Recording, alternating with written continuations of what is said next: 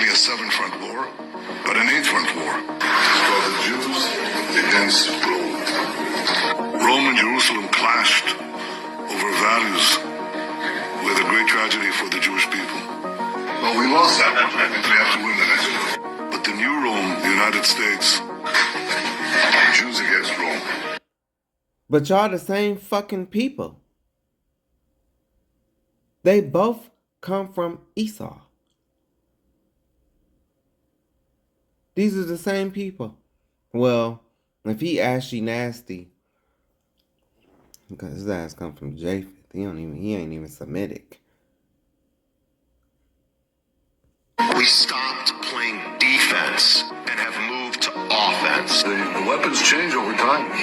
You can't fight today with swords. That doesn't work very well. But we need the kind of genius that manufactured Apollo gold pagers and infiltrated Hezbollah for over a decade to prepare for this battle. But we have to fight with the weapons that apply to the battlefields in which we're engaged. And the most important ones are the social media. Because the next war will be decided based on how Israel and its allies perform online as much as offline. This is the eighth front, the disinformation campaign. It is actually this eighth front where our enemies believe they can actually defeat the Jewish state. This is the kind of ingenuity and inventiveness that have always been a hallmark of the state of Israel, that have always been a characteristic of the Jewish people. I know we can do it. A lot of this is done with money. Invested billions and billions of dollars in the information battlefield. Money of NGOs, vast. Money of governments, vaster.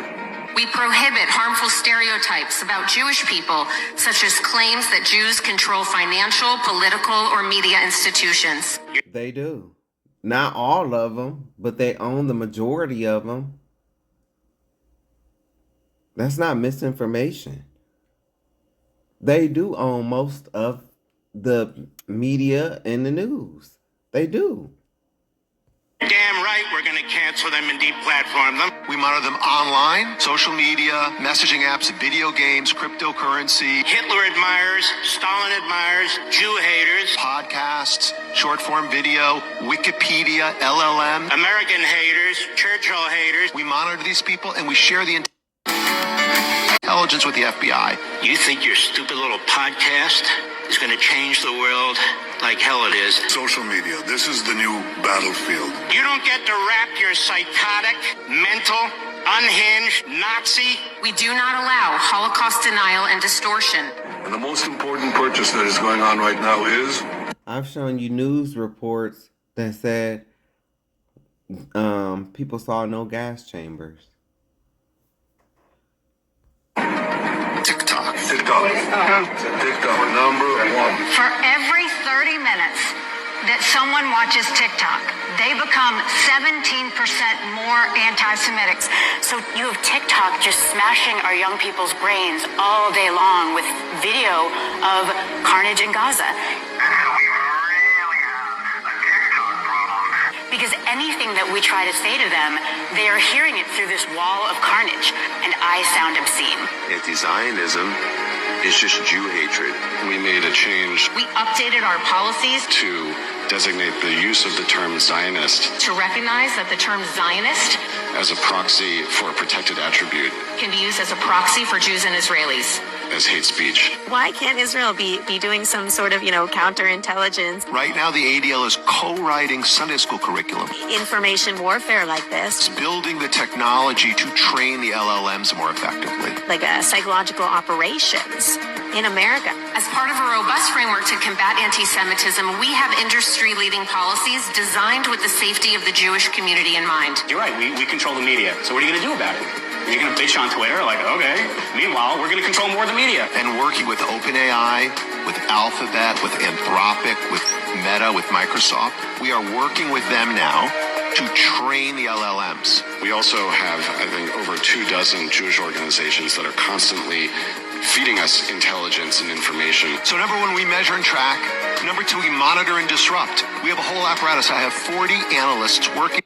Starting March full-time, 7 days a week, 24 hours a day, monitoring extremists. Monitoring campuses, digital networks, activist groups, and public officials. We have several PhDs on staff. We have a network of academics and scholars we work with around the country. I've talked to the leaders of AI in the world, and But yet, the transatlantic slave trade was just deemed the gravest atrocity against humanity. But yet, these people have all the protection. And what I love about it is in the end, it's gonna be like on Mortal Kombat when Sonya Blade got kicked in her stomach. That's how you gonna feel. That this bastard had no relation to Moses at all. None. At all. None. And you fell for it.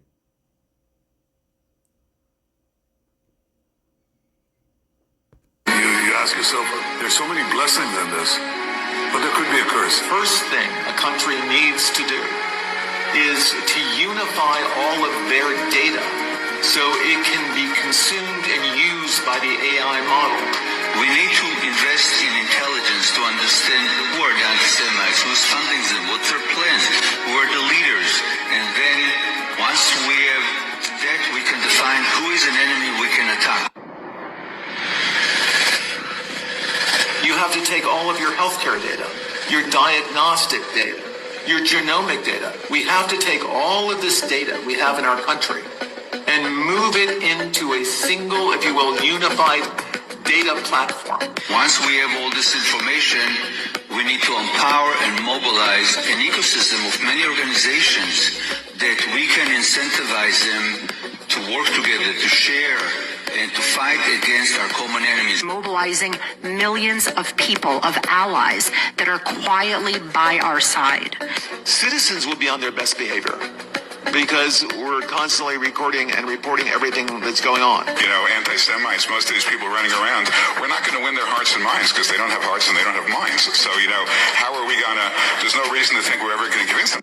No, you don't have a heart and you don't have a mind, because in your Talmud, in your Kabbalah, it allows you to molest children. What do you call everybody else outside of yourself? You call them goyim, you call them cattle. But it's actually you that's the fat ass beast. Talking about somebody don't have a heart and don't have the mind to let you sit up and continue lying about you stealing a whole race's identity. It's gonna be so sweet in the end because, baby, that's gonna be the day that people just really, they have to accept, especially a lot of these black Christians. You gotta accept. You gotta accept. You don't know a motherfucking thing about the Bible. No, don't stop, skip, and jump your ass over here now. You have family members that was Hebrew Israelites, will tell you, and you will argue them up and down. You ain't want to hear that. But now it's coming out. And I've been talking about this shit for 10 plus years.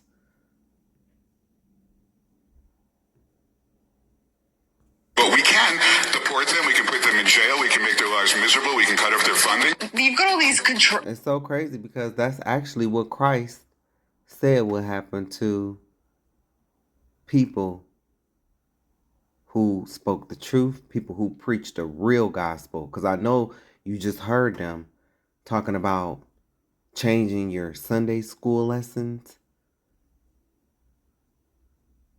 And it's like, do what you have to do. This is only for a lifetime, sir. You are going to burn in hell for an eternity. You're going to burn in hell for an eternity. Like conspiracy theorists online going on and on and on about how, if you try and say anything, if you try and do anything against Jews, they're going to come after you. We have featured more than 1,000 anti-Semites. And they're going to destroy you and take away your business.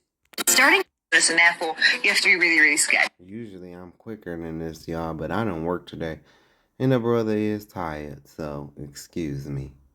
These Jew haters have faced real consequences, including firings, suspensions, and expulsions. And it's kind of starting to become true.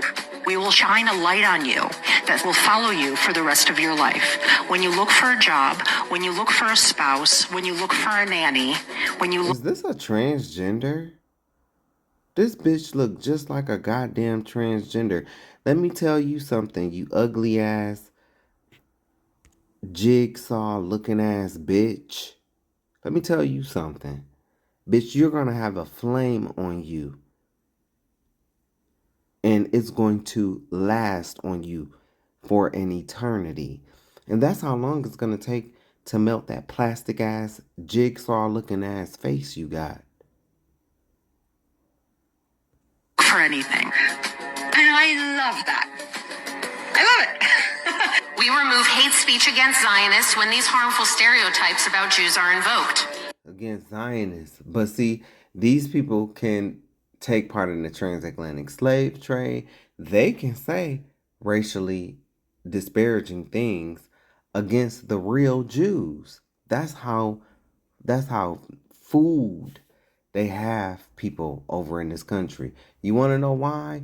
Because you're so fucking distracted. You're so distracted. In the past 12 months, ADOS filed more lawsuits than the prior 112 years.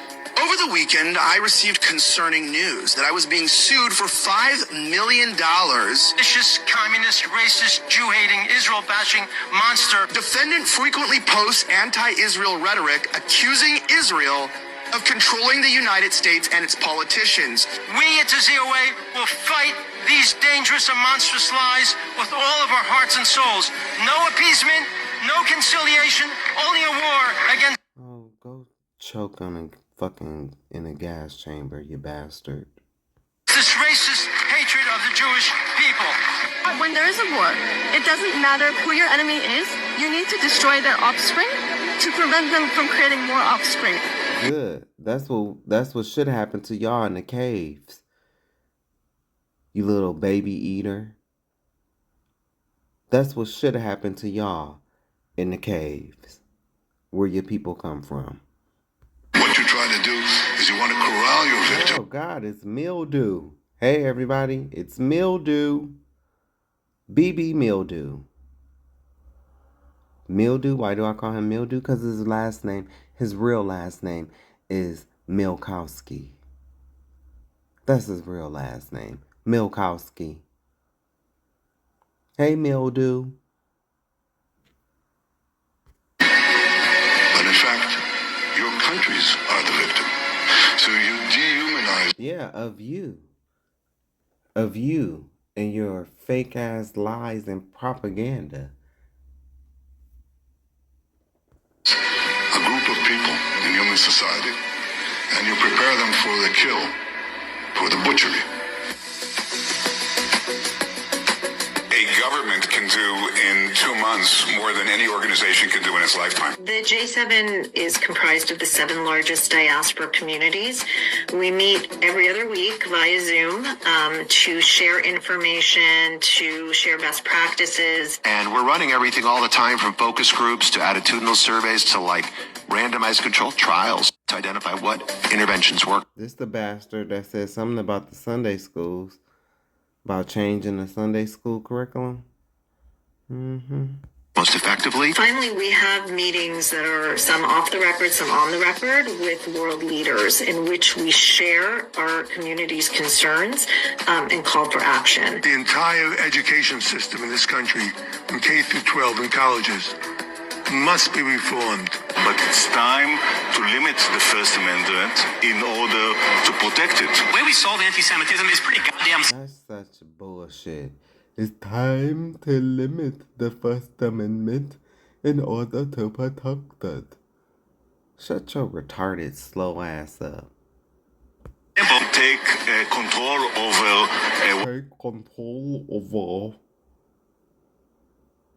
You want to take control over kids, don't you? With your old pedo ass. They are saying, send their ass to jail. It's not complicated. And quickly before it's too late. We're monitoring political Islamists and Christian nationalists. Hey, I agree. Shit, if we gotta go to jail, then may you get sent to a gas chamber. Bitch. May you get sent to the motherfucking gas... Bitch. All of them. And then we train. We're the largest trainer of law enforcement in America. Extremism hate. We train 20,000 officers every year. Try that again. We're here because of the comments made online about the Jewish community. We deeply value our partnership with law enforcement. We've been working with them literally since the FBI was founded in the 1930s. I see they don't wear bulletproof vests to cover their heads. Is that your account? The guy who consistently calls for the death of all Palestinians. That can probably incite somebody to do something radical. That's all we're here to talk about. I would think to refrain from posting things like that. We are going to have a whole division within the office of the Special Envoy to Combat Anti-Semitism that is going to work on technology. We must take all of our technological expertise. They want to commit a genocide over in Gaza and then want to tell, you know, and then they've been doing shit to the Palestinian people and want to tell them to be quiet about it. Just like they took part in the transatlantic slave trade and want everybody to be quiet about it. Fuck y'all. And all of our available resources to develop methods to launch and win a significant counter-information campaign.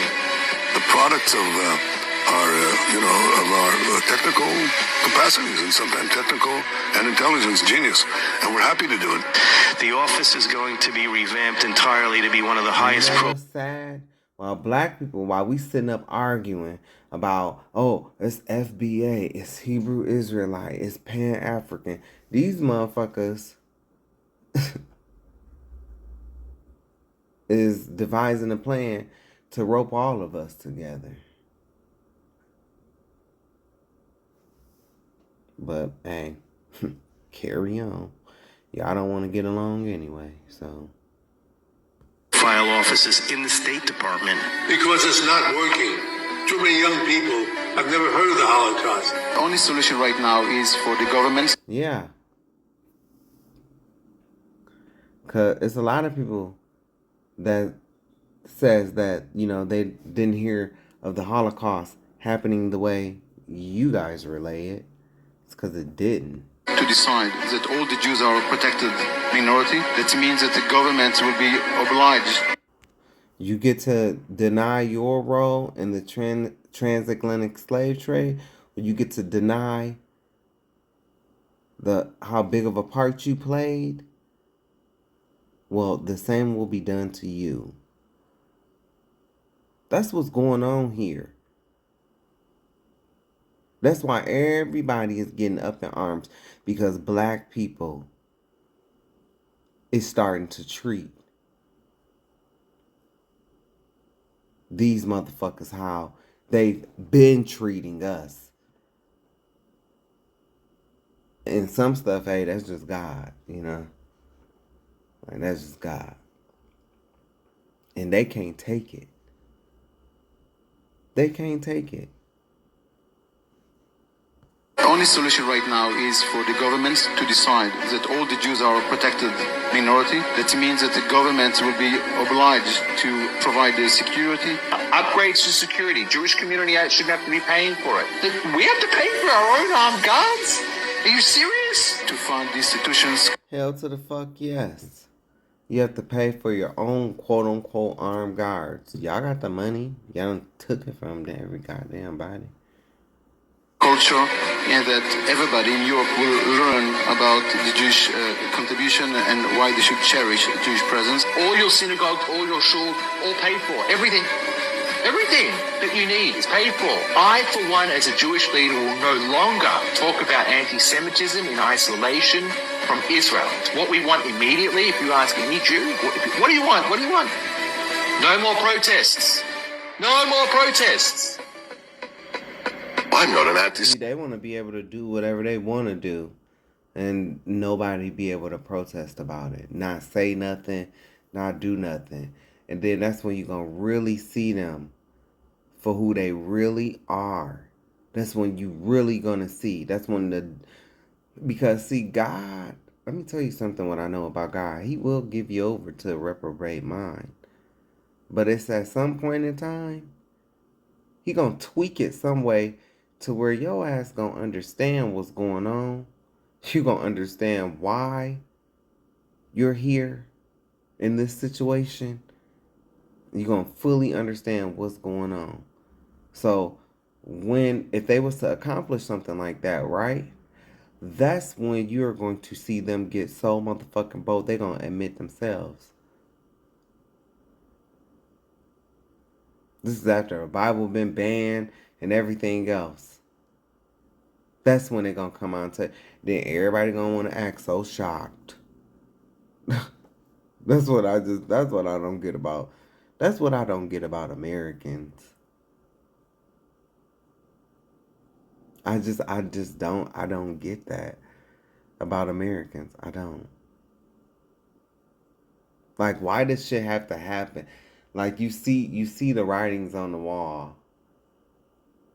But this shit has to happen for you to finally, they really did this. How? Remember your people that was telling you all this shit all along? Oh, you thought that you was gonna show them. You thought you was gonna show them by stop talking to them and stop fucking with them. That's why your ass don't know nothing. That boring shit that they was trying to tell you, or that racist shit that you deemed racist that they was trying to tell you. Now you gonna wish you would have listened to that shit. Now you gonna wish. Because God gonna wipe the crud from out your eyes and you gonna see these people. God will do that. He will. Like, he'll let you get into your sin so tough. And then all of a sudden it's like he pulled a rug from out under you. And then it's like you see it, like, then that's when it becomes hell. This is a people who did not want to hear the truth. They did not want to hear the truth. They did not want to listen. They did not. Hard-headed as fuck. Stubborn as the days old. Just stubborn and proud. Proud to be dumb. Proud to be abused. Proud to be exploited. These people will go sit under somebody who scammed their own members for $3.6 million. Then welcome the motherfucker right back in the church. This is where we at. Just how, and see what really gets me about black Christians, because I'm going here. What really gets me about black Christians, you will sit up with your arms crossed, and all of this against Donald Trump and his supporters, right? But how you see how blind those maggots are. You see that, but you can't see how you're blind chasing behind this pastor, thinking you have a relationship with God. And that's not to all of y'all, but it's to most of you. Just how these maggots are blind to Donald Trump, well, you black Christians, a lot of you are blind to your pastor. You follow your pastor like that. Just like Donald Trump leading his people went to hell, a lot of your pastors are leading you right into hell. It is what it is. Semite, I just don't like the government of Bibi Netanyahu. No, you're a Jew hater. Would a group be banned if it accuses Israel of genocide? Well, I'm not a Jew hater. Those are not the Jews. Those are not the Jews. or apartheid. If those criteria are satisfied, then that is the case. Any candidate running for a seat in this building, whether for Congress or Senate, we will target them as they target us. Accordingly, we'll start a fund to help their... But who's targeting them, though? Who's targeting them? You know? Yeah, I know people, you know, do crime. People do crime. But who's targeting them, though? Nobody's targeting them. They don't get targeted like black folks. They don't get targeted like Mexicans. They don't get targeted like Asians and made fun of like Asians. This is all a tactic. Order out of chaos. Beginning already in Q1, hedge funds get set up in Israel so we become another capital of finance.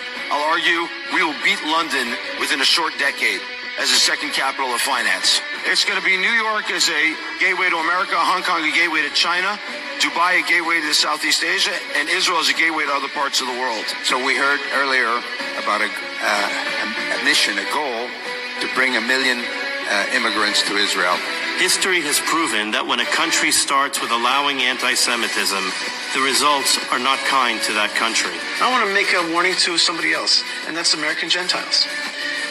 The minute your country is taken over by anti-Semitism, the minute you start to be a country that's not blessing Israel but cursing Israel, you have begun the process of shrinking and away from your empire.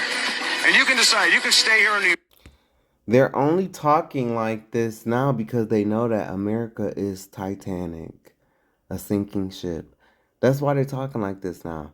They've gotten all the resources. They've gotten everything. They've gotten the golden age. They've gotten everything out of what they can get. It's time to move on to the next superpower.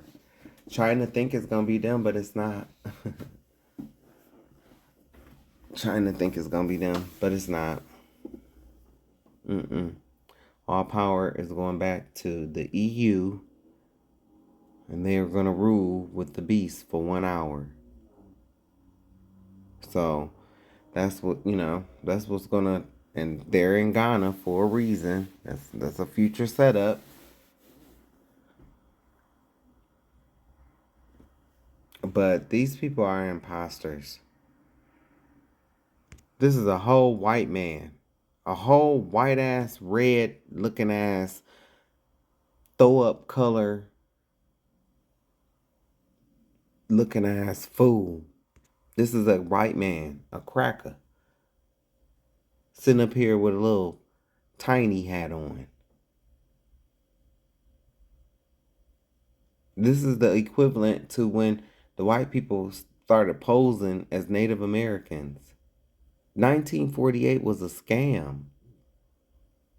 We've seen the Balfour Declaration, sir.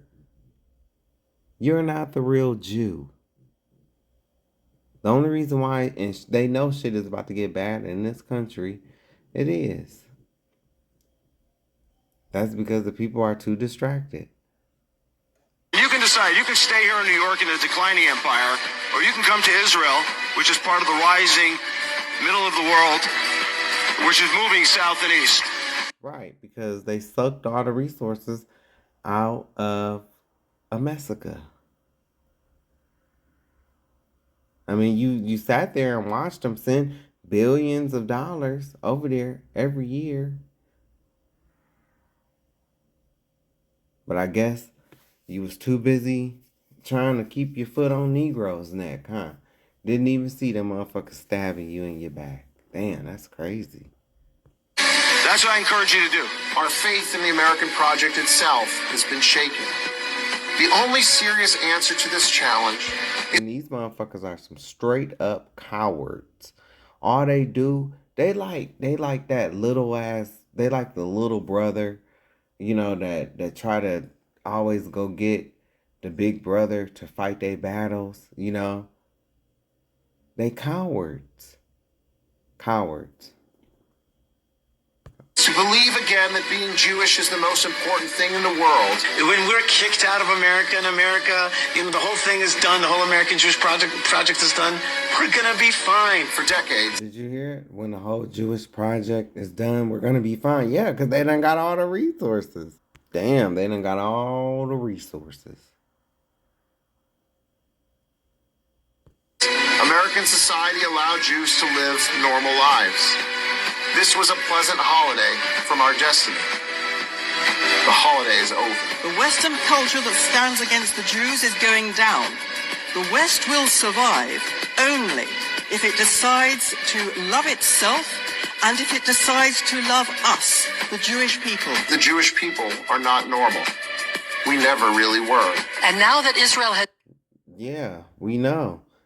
Y'all are imposters, reptilians, demonic, bloodsuckers, baby nut suckers, pedos. That's what you are. We know you're not normal. We know. turned the entire geopolitical... You don't look like a goddamn fairy-ass reptile. ...situation on its head. Our job in the diaspora is to leverage those wins and win here. Do to our enemies here what Israel did to its enemies there. And to the world, I say this. History will not remember those who merely denounced hatred in polite language. History will remember those who acted. This is a small bunch of wannabe Nazis. That's what they are. Anti-Semitism is pure evil. If we have to hunt you down the way they hunted down Nazis for decades, we will find your identities. We will find you. We will achieve justice. But you know what? You know what he ain't gonna do? He gonna sit behind his desk. I want this motherfucker to... Larry Krasner, you are nothing but a bitch. Look at your old ass. Look at your old ass. You are going to burn in hell because you sit up here and talk up all these young people to go do your bidding when you can't get your old ass out here and do a fuck thing. You ain't gonna hunt nobody down. You aren't gonna hunt anybody down. You gonna sit your panty waist ass behind the desk, sign papers like a fairy. Nobody's scared of you. You like kids, probably. You probably one of them. That's why you get along with them so much. Because y'all are the same people. Fucking old ass. You ain't gonna do a goddamn thing talking about something we gonna hunt you down. That's how you know y'all are some straight up cowards. The only one I respect is that Ukrainian president. He was out there on the motherfucking battlefield with his family. With his soldiers. He didn't run like a bitch like Ted Cruz. Ted Cruz is a bitch. A straight up coward. A straight up coward. A goddamn devil. He ran like a coward. Wasn't even no damn war. Wasn't even no war. His ass ran like a coward. But y'all voted him right back in. You voted him right back in. So you get what you get. You get what you get. You voted him right back in. You guys have voted your abusers back in office. Whatever comes to this place is what you deserve. It's what you voted for. And don't think if shit really comes down to it, they're gonna drag a lot of your kids off to war. In a draft. Going to fight for men that look like this. Why did he sit his fat, retarded looking ass up and ain't did a goddamn thing. Ain't threw a goddamn punch.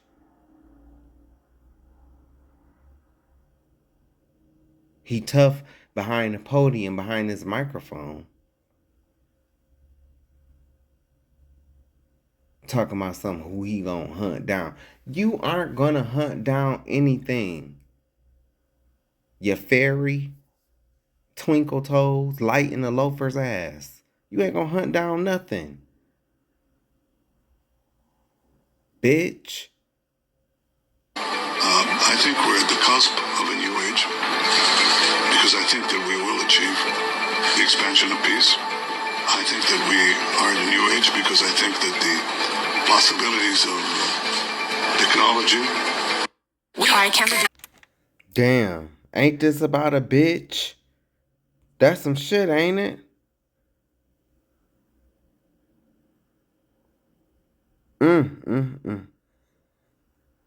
See? This is them right here. Saying, oh no, we're not gonna run into the burning house with you. We just wanted to influence you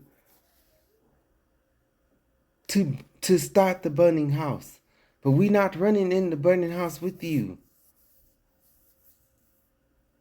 This is the same thing with those weapons of mass destruction that his bitch ass had been talking about for years. But y'all voted for this. Again. You voted for it again.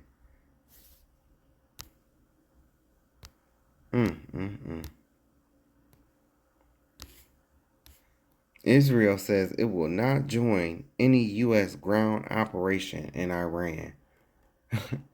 That's like if you and your friend going to fight some people and you get out the car getting ready to fight and your friend lock the doors and stay in the car. That's crazy. This right here, if this don't show you what kind of cowards they are, they're nothing but influencers that influence people to do wrong.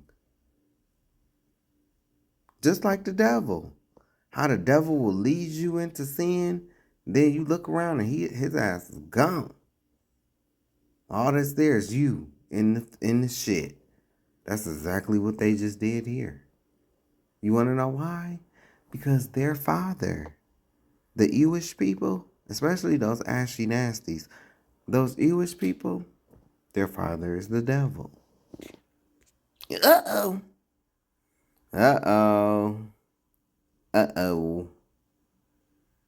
I seen it on TMZ too, so you know if you see it on TMZ.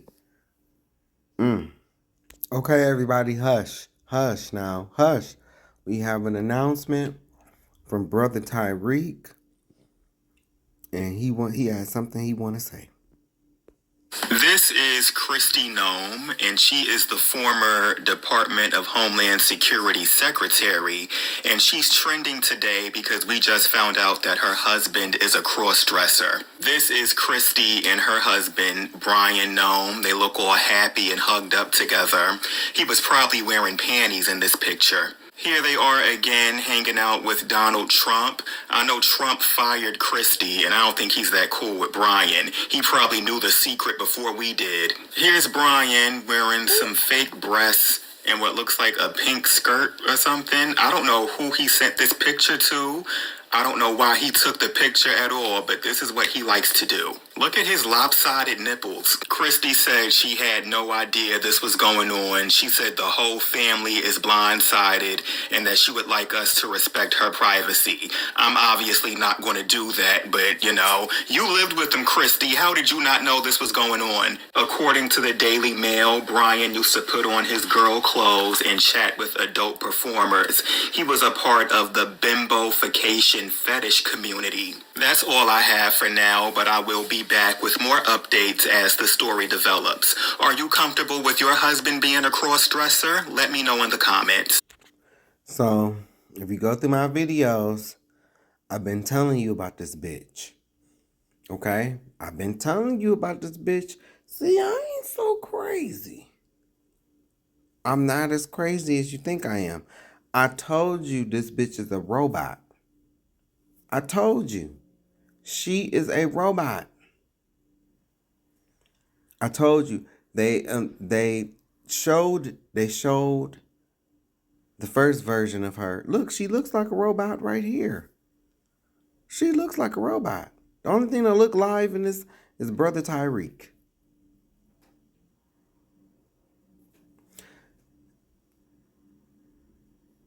And I don't know why I keep calling him Brother Tyreek.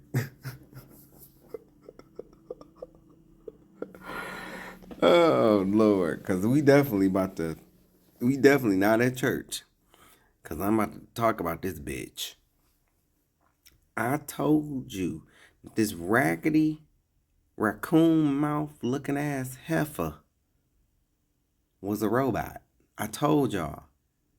Look at the top. Look at the top where it say Christy Nome's husband. Okay, look right above the apostrophe S and H. Look at her hairline. Okay? We all seen Child's Play and how the dolls is made. Okay? This is a robot. This is a robot. You saw Austin Powers. The Fembot Fatales. This is her. She shoots bullets out of her breast. I don't know what's so hard to understand this about her. These people have crafted a delusion.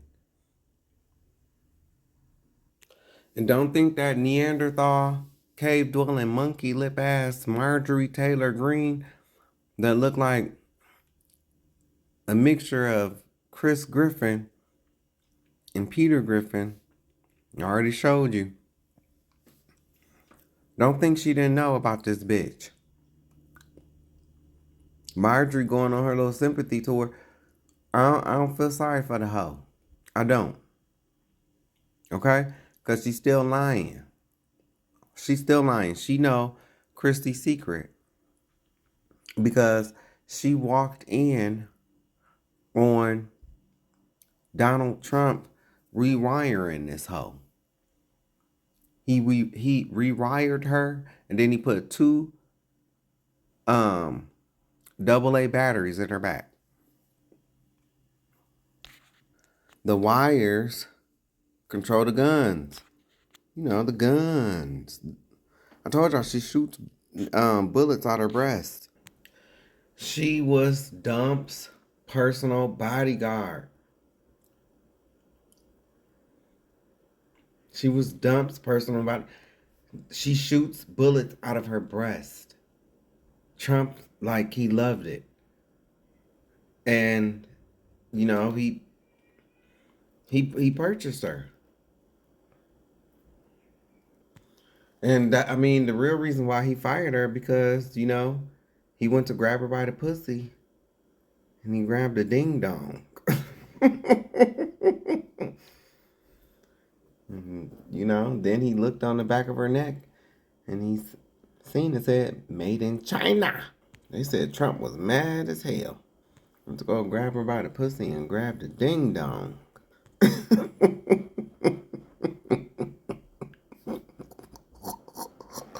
Of course she has a ding dong. She gotta keep her quote unquote husband happy, the cross dresser. Yeah, and see, I mean, this was not his. This was Christie's. Because you see how you look, okay, look at the right above his little Tyreek little milk dud head. Look at that nipple. It's not a nipple. It's where the bullets come from.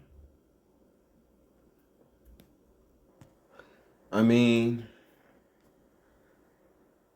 you know this is a humiliation ritual. I mean, that bitch, she really is a femme fatale robot. Austin Powers is getting too close. Any suggestions? Jawohl, Herr Doctor. I have created the ultimate weapon to defeat Austin Powers. Bring in the fembots!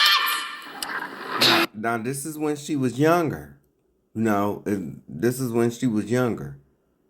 Because, she's gotten older. Kind of like, the Terminator, and then, the new Terminator, She was like the one of the first versions and stuff.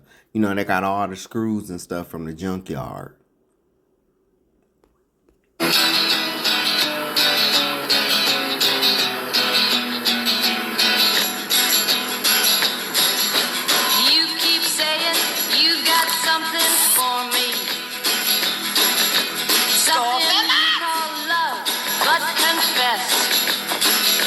The latest word in Android replicant technology.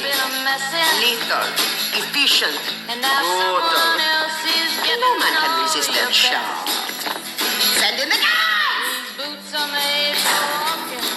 Are gonna walk all over you.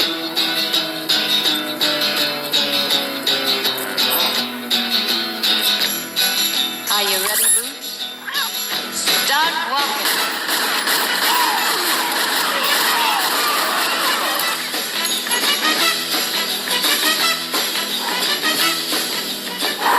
Work, Christy. Quite impressive. I told y'all.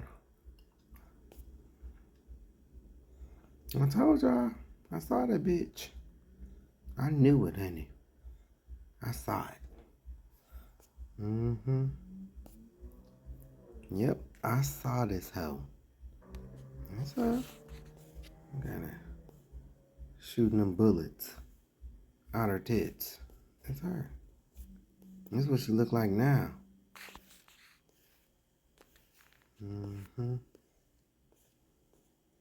That's her. It's the wig that's throwing you off. See, because this is a wig too. This is a wig too, But, because she really got a bald head. Like, like me. She got a bald head under there.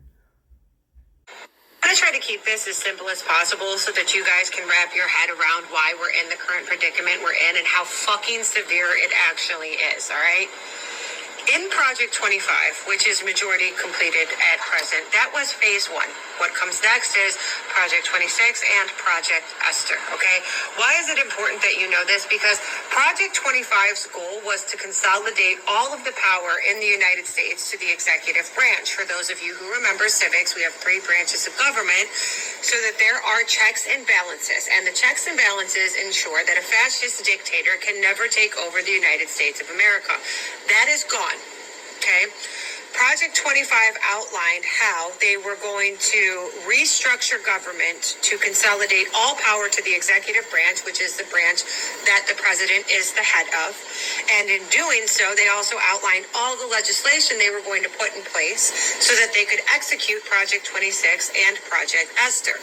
What is Project 26 and Esther? It is essentially a male totalitarian society ran by whites, where a genocide happened. White men.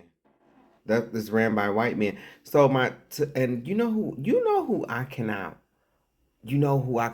wait to see. It's like, what you gonna do then? What you gonna do then? The 21% of black people that voted for Trump. What you gonna do then? This Jaden motherfucker from the NBA. What you gonna do then?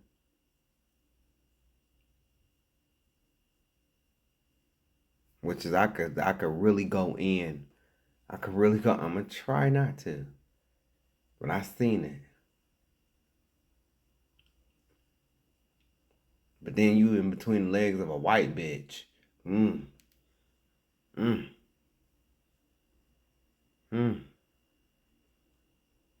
Probably indoctrinating your kids into paganism. These people, they have so much smoke for gay people. And they don't even realize you are going to burn because you indulge in paganism, you indulge in sodomy. Shit, he fucking a white hoe. So we already know what's going on there.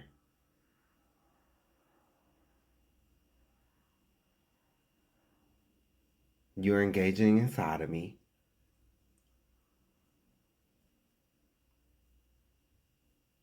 And then my thing is, yeah, I heard what he said. He wasn't as strong. And all that's bullshit. All that's some bullshit. You knew that they had Pride months and all of this shit before now. And have your views. Have your views. Your views are your views. But this is like me going to the zoo and then getting mad at the zoo for having penguins. When I knew I walked up into the zoo, I don't care what understanding I done came to, I knew that I went into the zoo and that they have penguins here. And now maybe, hey, I come to an understanding, hey, whatever about penguins, whatever.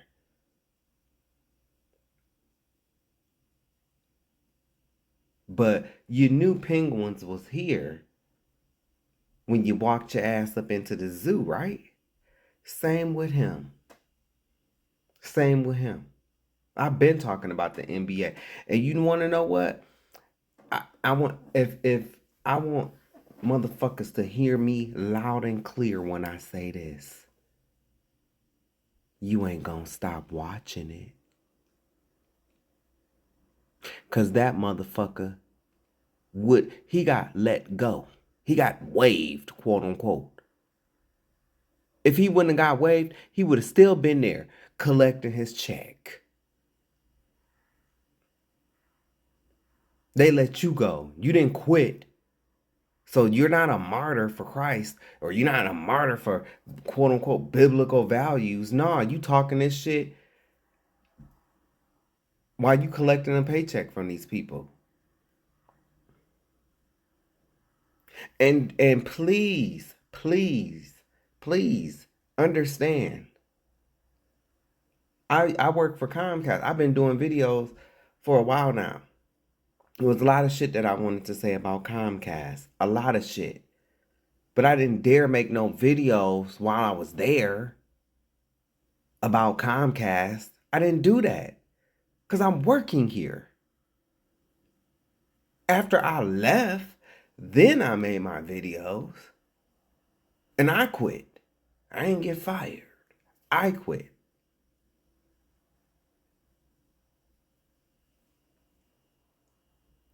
They've been stripping these niggas butt ass naked, putting them on posters since the motherfucking 90s. You got so much to say about LGBTQ, but yet your kids are being indoctrinated into this.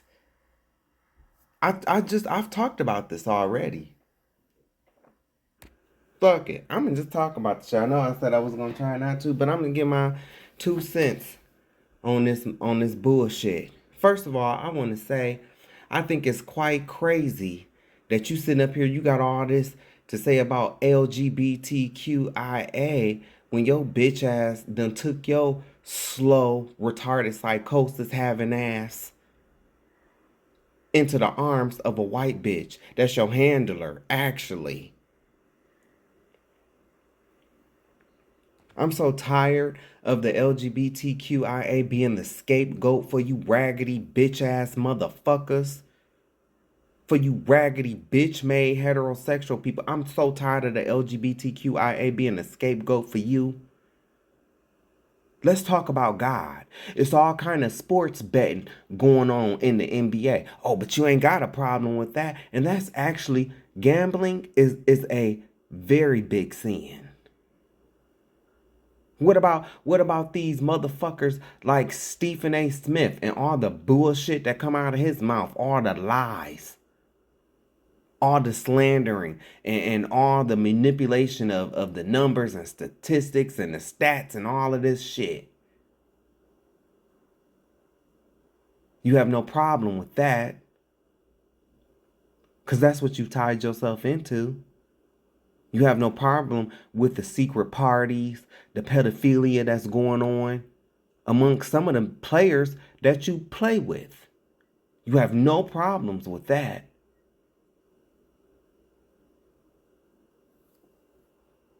You have no problems with the paganism that the NBA celebrates. They celebrate all kind of paganism. Christmas, that's a lie. Christ was born in September during the week of the Feast of Tabernacles. Not December 25th, but you partake in a lie and you sacrifice your kids into a lie. And you want to talk about unrighteousness? You participated and joined yourself to a unrighteous organization. And once again, I'ma say it again, you motherfuckers ain't gonna stop watching it.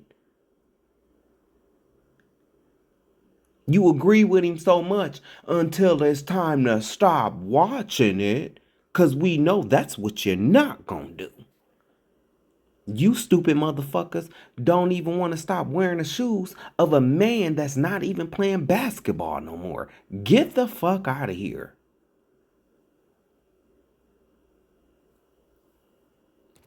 They have all kind of All Hallows Eve party, which is, everybody sit up here, they will talk this shit about LGBTQIA, but then they will go dress their child in a costume and go let them trick or treat on one of the most demonic holidays in this motherfucking country. But they got so much to say about LGBTQIA. That's why I be saying, man, I cannot wait until people like Jaden, I cannot wait until they stand before the Lord. I can't wait. Can't wait. It's not gonna be, well done, my son. Nah. That's the day you're gonna get your face cracked. You participated in paganism. You went and built up seed with the enemy. You have a subservient mindset to white people. White women was one of the number one slave owners in this country, and you married one. And you want to say your mind ain't subservient? And like I said, I don't give a fuck. Have your views. Have your views. But it's mighty funny to me how all these motherfuckers be wanting to sit up here. Oh yeah, he ain't lie. He ain't lie. Oh, but bitch, you ain't gonna stop watching it. I saw that when you pulled that stunt with the NFL. You were so outraged about Jordan, and which is we should, man. I ain't no Candace Owens now.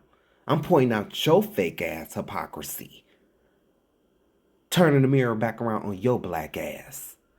You had so much outrage. Oh, but that ain't stop you from boycotting that NFL.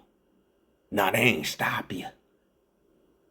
You still talking about the Pittsburgh Steelers stats from 1995. That ain't stop you. Fake, fakety, fake. And you calling out Steph. Oh yeah, because you know who not to call out. You know not to call Queen James out, huh? Fuck out of here. Talking about some LGBTQ. That's the best you can come up with? What about how they silence you? Strong, quote unquote, heterosexual men. What about how they silence you? Like bitches. And you too in the NFL. You motherfuckers couldn't even speak out about Gaza. They shut your ass up quick. You are still niggas on the field. Whoosh. Get to it, bitch. Whoop, there it is. The cotton. Get to it. Because that's exactly what you niggas are. High-paid slaves. And at least, you were severed from the beast. But you ain't out of the hot water yet.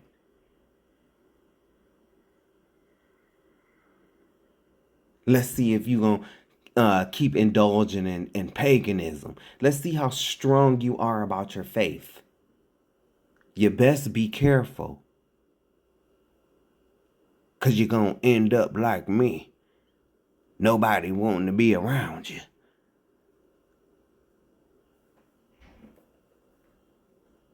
And that's real. A lot of people might not like what I'm saying. I'm not saying that he wrong. I'm not saying that he wrong. Go look at my other videos. I've been talking about this shit. I've been talking about the NBA and the gay shit that go on up in there. I talked about the motherfucker that came out right in front of everybody, bitch, and grabbed a handful of balls. I talked about that shit. It was crickets. They still gonna watch. Cause they brainwashed.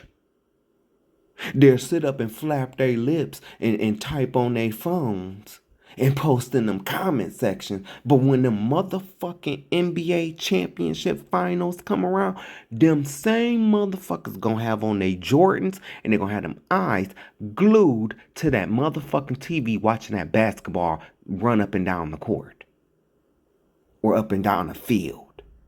Get the fuck out of here. Nothing but hypocrites. That's what you are. Hypocrites. I seen it. You came up with every motherfucking excuse to not back Colin Kaepernick. Every excuse. Well, he wasn't a good player, no way. Then some of you know how y'all is with y'all crab in a barrel bucket mentality. You was wishing bad on that man because you were fucking Judas amongst your own people. I've been talking about how they've been putting these black men on posters naked. In these magazines naked. And guess who's seeing this shit? Young boys. I've been talking about this shit. So no, I ain't saying what he's saying is, but damn. You saw, and because I saw a motherfucker talking about some in the comment section talking about some 1 + 1 = 3. Well, he saw 1 + 1 = 3 before he even fucking joined these. Before he fucking joined, he saw that. And if your faith convicts you so strongly, then you would have quit. But instead, they let you go.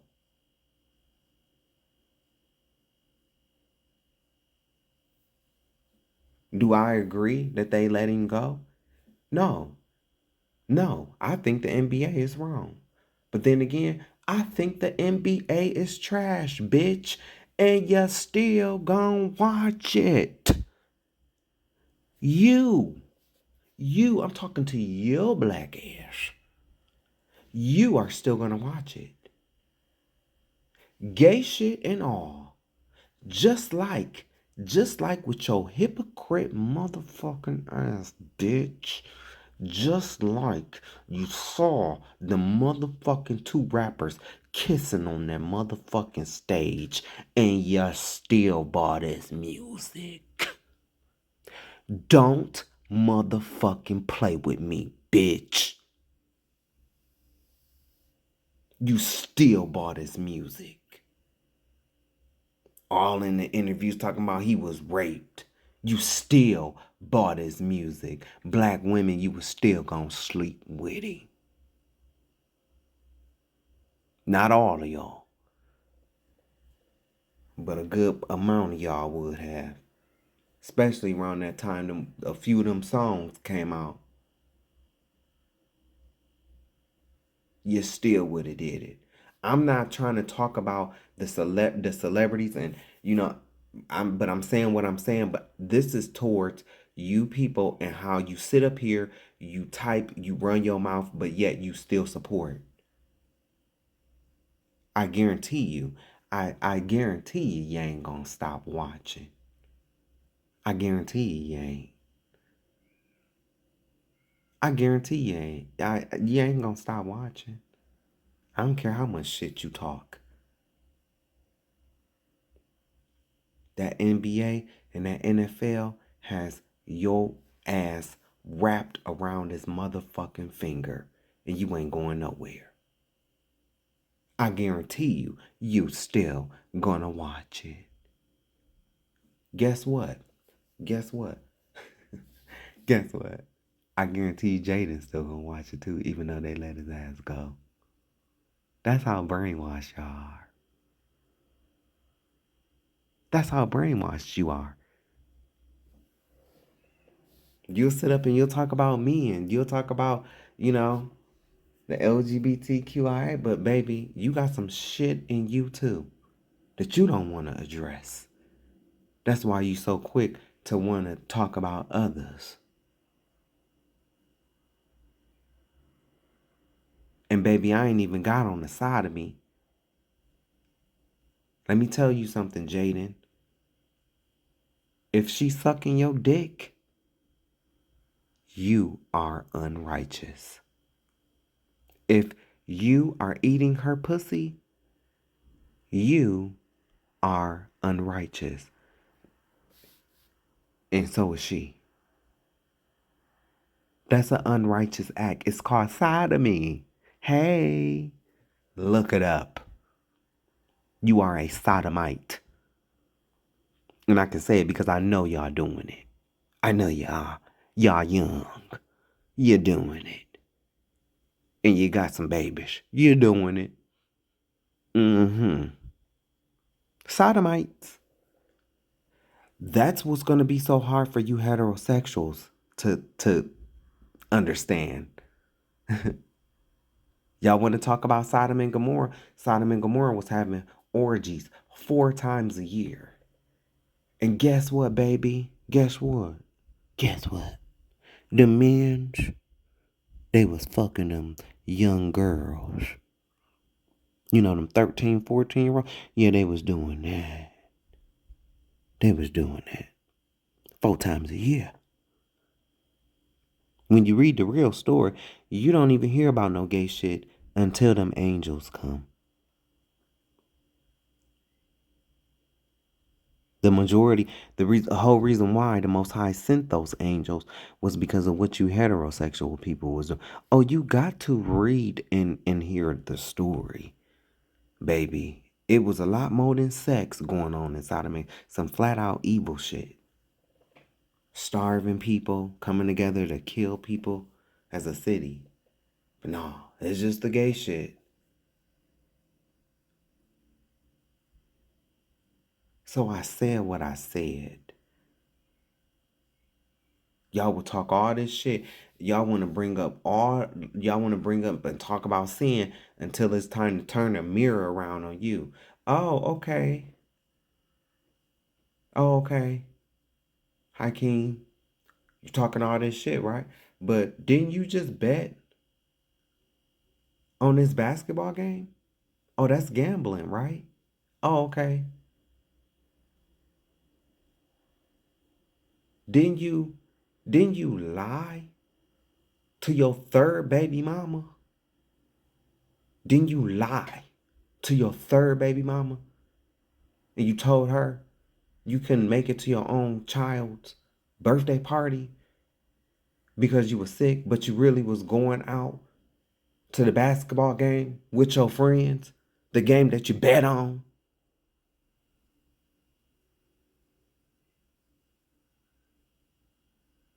And you know this fucking happens. You know this happens. But see, my thing with heterosexual people, y'all never want to look at the shit that y'all do. You never want to look at the sins that you commit. Nope. Oh, it's just the gays and it's unrighteousness. Yo dumb ass went and joined a team. You literally joined the team whose symbol is the Baphomet. Get the fuck out of here. The bull? You talking about the bull that they was worshiping when Moses came down from the mountain? The bull, right? The calf? With the horns, right? Fuck out of here. Because the Baphomet is a goat. That's how you know it's white. That's how you know it's white folks. Because, it's a goat. It's white. It's actually white women. It's white women. That's why it has breasts.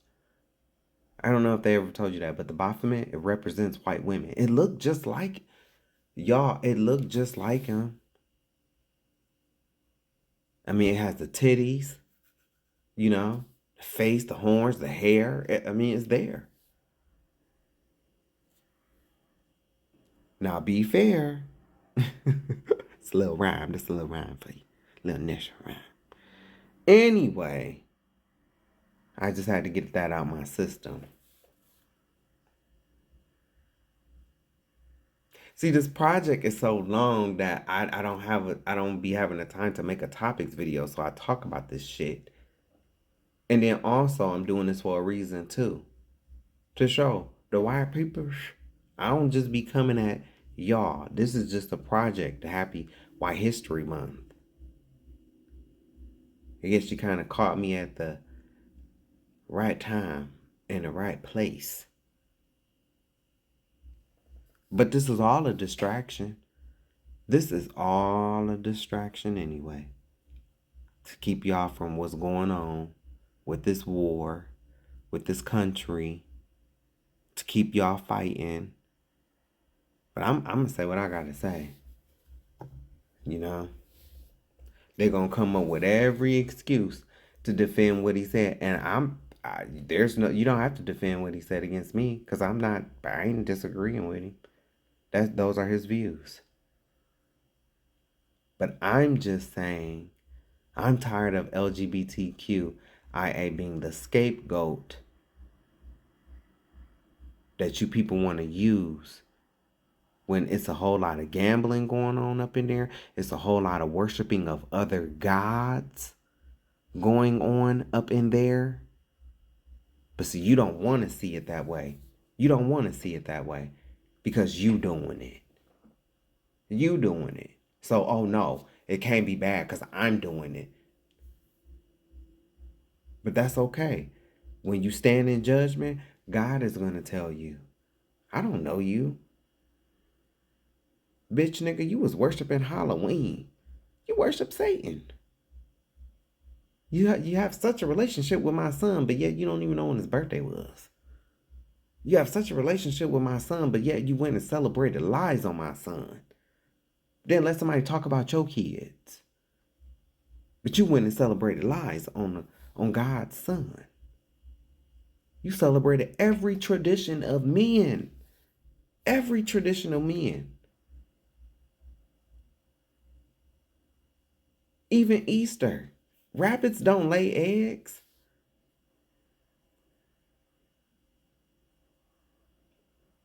You love Christ so much, but yet you wouldn't even find out the truth. Wouldn't even find out the truth.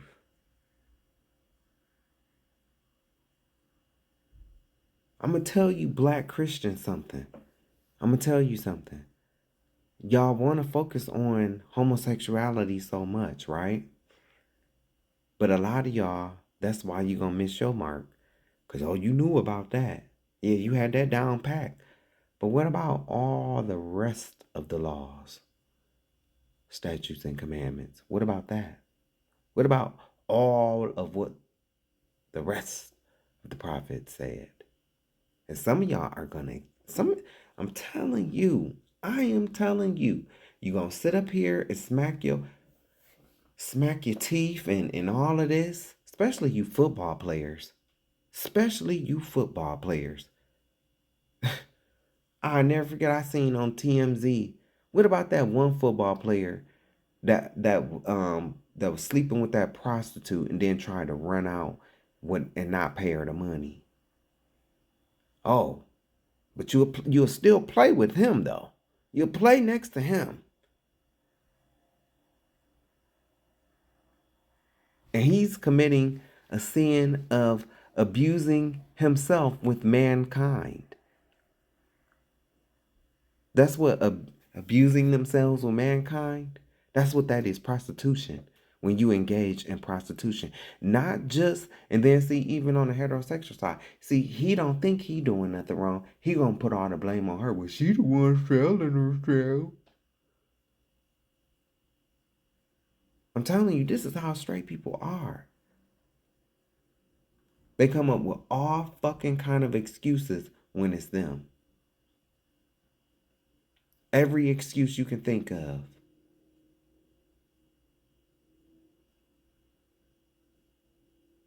Guess what, Buttercup? This earth, this world was given into the hands of the wicked. That's why this is the Most High God's footstool. This is where his feet go. And this is Satan's domain. And don't get it twisted. Satan don't have no power over God. Yeah, God still makes stuff happen. He said he'll be with us to the end of the earth. But I'm talking about the hypocrisy. The hypocrisy.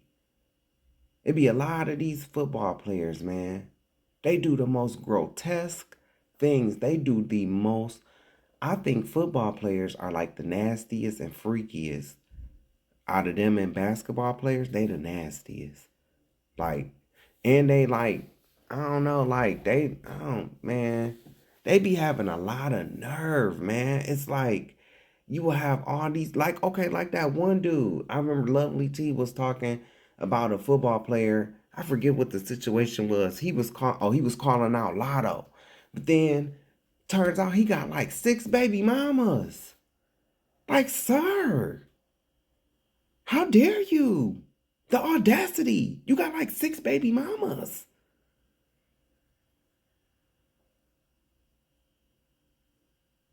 Like, stop it. But that's how these people are. They can do whatever they want to do.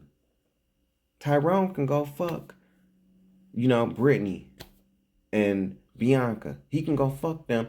And you can't tell Tyrone that he just engaged in homosexuality. Where the man at? I'm the only man here. Where the man at? There's 2 bitches. I had 2 hoes. Just dumb. This is the conversation that I have with straight men. Like, just dumb. Like, sir, when they're engaging with each other, you're engaging in that. You're engaging in their act. You're engaging in homosexuality. You're tied to it. But see, how you want it is, oh no, see, it's just them there. I'm just there. That's not how God gonna see it. That ain't how God gonna see it, baby. But see, I'll let you meet your maker and then let him tell you. Let him tell you. Even with my own Hebrew brothers, I tell them, I'm gonna let the Most High tell you. He instructed Noah to have 1 wife. Noah's sons to have 1 wife. That's why they took 1 wife into the ark. They don't want to hear that. No, they want to talk about King Solomon and it's just, and all these guys that have had polygamy wives, and it's like, you're not even a third of King Solomon, bro. You're not even a third. You're not even a third of King Solomon. King Solomon, even in all his wrongs, that black man had more wisdom in his pinky finger than these men that engaged in polygamy. That man had more wisdom in his pinky finger than some of these brothers that's using his name and using his situation to engage. But then we'll turn around and have all these views. And I'm going to tell you, fornication is fornication. I tell my community all the time, you can't be in the bathhouse sucking 10 dicks. What the fuck? What you think it is? It's fornication, bitch. Where you think you going? Where you think you going? Fornication is fornication. You go into a den of sin. Where you think you're going? I do believe in love. I do. I believe in love, real love. Do I think it's gonna come from me? No, because I got too much work to do. And I practice celibacy. I practice celibacy. I haven't had sex in over 2 years. Shit, if you can't tell. And I'm always willing to have this conversation. But see, what I find from most people, they just want to stick to, the LGBTQIA, and they just want to condemn, me. They don't want to talk about what they do. I'll get to reveal, oh yeah, this happened, this happened, this happened. But then they don't want to come forward and talk about the shit that they've done. But guess what? You're going to have to reveal it. It's going to be revealed right in front of you on Judgment Day. And a lot of you heterosexual people are going to gag. You got all these strong views, right? Well, guess what? You was doing this, this, and this, and this. Yeah, no, you ain't never slept with no man. And then some of you niggas out here, you think you're slick. Oh, no. Well, ain't no dude fucking me up my ass. It's my woman. That's still sodomy. That's still sodomy, sir. And it's even worse because you have the woman in your bedroom and you've still left the natural use of the woman. Ooh, they don't want to hear that. When it's talking about oral sex, you've left the natural use of the woman. The natural use is for you to put your penis in her and for you to get her pregnant. So when you pull out, you've left the natural use of the woman. They don't want to hear that. But they gonna hear it on Judgment Day. So, hey, Mr. Jaden. Hope you ain't doing none of that shit. Which is, I know you are. Fuck out of here. Excuse me. To 1/3 of the population, primarily being immigrants, minorities, and liberals. Women, minorities, and people who are part of the alphabet community do lose all their rights, and the only people in power are the white man, okay? Do you hear that? Do you hear that? Do you hear that? See, I always say there's two scenarios. There's two scenarios that I just wish, man, that I could just gather all the gay people together and then we just disappear, right? So you heterosexual people, you heterosexual black people could see now that the gay people ain't here no more. Now that you have there's no drag queens, no drag story hour. Watch how bad shit is gonna get for you. Watch how bad. Cause now that half of that attention is divided between you and gay people. Now, bitch, their full attention is on you. Full attention. What the fuck you think they gonna do to you?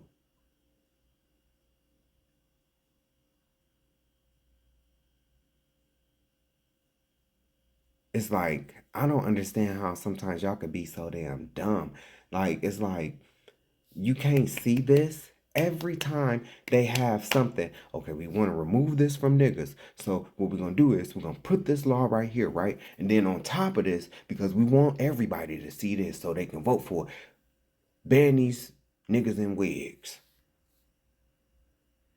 Oh, yep, voting for that. But see, you didn't even read part 2, where it's talking about removing such and such Black history from this museum. Stop teaching critical race theory. Okay, doing all of this with DEI, even though we weren't the major beneficiaries of DEI. These are cave dwellers with the emotional intelligence of a toddler. Do you think they know that? Oh, they don't. From the cool Calabunga and totally gnarly dudes that they hired, and everything that they thought was affecting like black people and shit, when it came to DEI, they would put craziest. We already seen this shit. But the 21% that really went and voted for this motherfucker, like, and I know, I hear the FBAs, oh, you still on a Democratic plantation. Baby, I just pray. I just pray. I just pray. I pray that, Lord, we don't have to have the draft. Because some of y'all gonna be mad. Some of you that know you didn't vote, you secretly didn't vote, and you sitting there just being quiet, but you know you didn't vote. When your son or your grandbaby is dragged away, just know. I get it. You go through my goddamn social media pages. I have literal memes talking about voting Democrat, 50 years, still poor. Oh, I was there. But with this, and I'm going to let this replay. It's only 3 minutes, and I'm running my mouth. But I have to get this off my chest. I was there, okay? I voted for Obama the first time. After that, did not vote again until this most recent time, and I voted for Harris. Bitch, they could have put a Billy Goat up there. I would have voted for the Billy Goat. To keep this motherfucker out of office and all the bullshit that's going on now.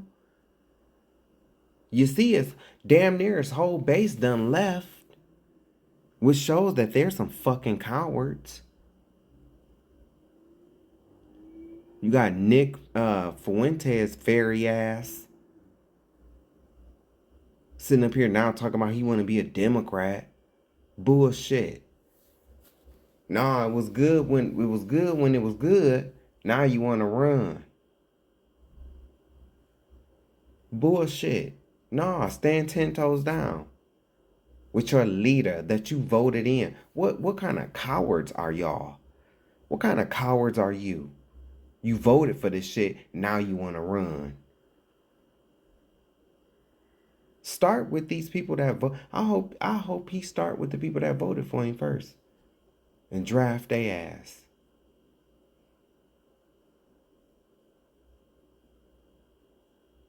And start with the 21% of black folks that voted for you. Dump.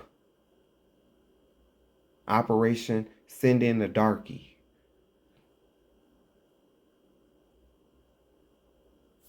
They ain't gonna like that.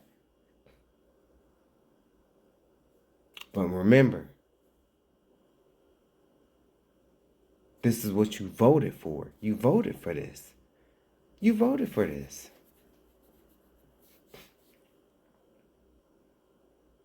Because you were so worried about somebody snatching your kid and making them a goddamn transgender when you know that shit ain't gonna happen. Shit, most of y'all don't even want your fucking kids. I said what the fuck I said. You don't even want your kids. A lot of people do not love their kids. We got over 500,000 kids missing. Every day I'm seeing missing kids. And they black kids. Every day I'm seeing this shit. Back home, another child missing. Back home, another child missing. Then when I say, oh, y'all don't love y'all kids, you get mad. Shit, well, I can't tell. But yes, I wish we could. Just disappear so you could see. A lot of you motherfuckers will be begging. Just so the attention can come. Because now you have nobody to pick on. You have nobody. Well, at least I'm better. At least I ain't no fag. Fag's gone. Now who do you have to turn to? To say, oh, at least I'm better than them. They gone. Now you have become the bottom rung. That's a lot of fucking pressure. Welcome to our world. A lot of you bitches is gonna croak on sight. You thought it was pressure. You thought.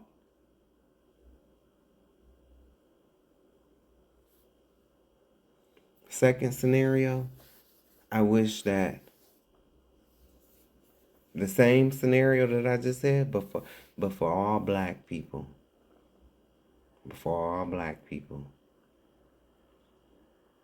And probably within 6 months, this whole motherfucking land be sitting in darkness. You think it's dark now, bitch. You ain't seen dark.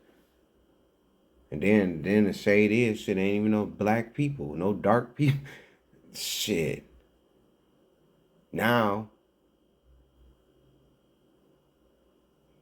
when somebody, well, I was about to say now when somebody get, preyed on or child get preyed on, but shit, we already know that's you white motherfucker. We already been, everybody know that, so,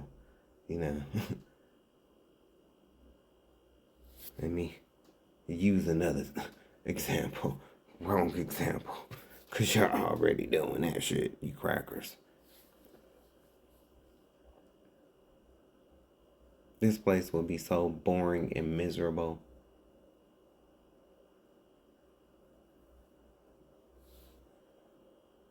This is what they wanted. And I understand, People are subservient. People are subservient. I'm telling you. I'm keeping it real.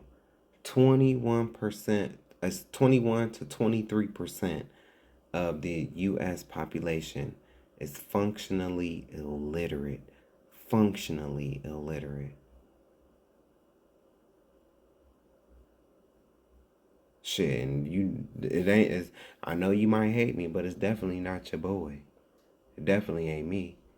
I just proved that. I just read 228 goddamn instances.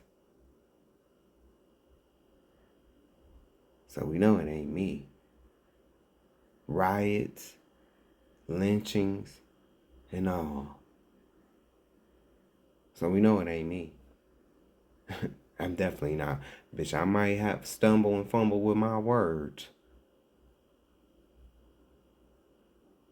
That allow me a break. I'll be working 8-hour shifts. And then I be coming and been working on this project.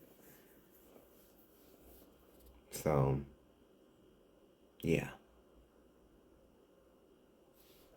This is what they wanted. They only wanted the white power structure. Because they know that they're on their way out of here. And they know that Amessica, even Amessica how we remember it back in the 90s, is gone, gone, gone. That left up out of here with them when them Twin Towers left up out of here. That was the sign. Remember on Tomb Raider? Remember when, I think it was on part 2, when she found that clock because it started counting down? Twin Towers. And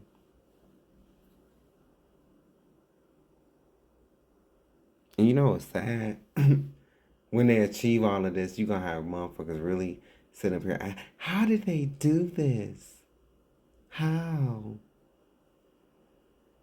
Like, you dumb bitch. You voted for it. You voted for it. Stupid. What do you mean, how did they do it? You voted for it, stupid.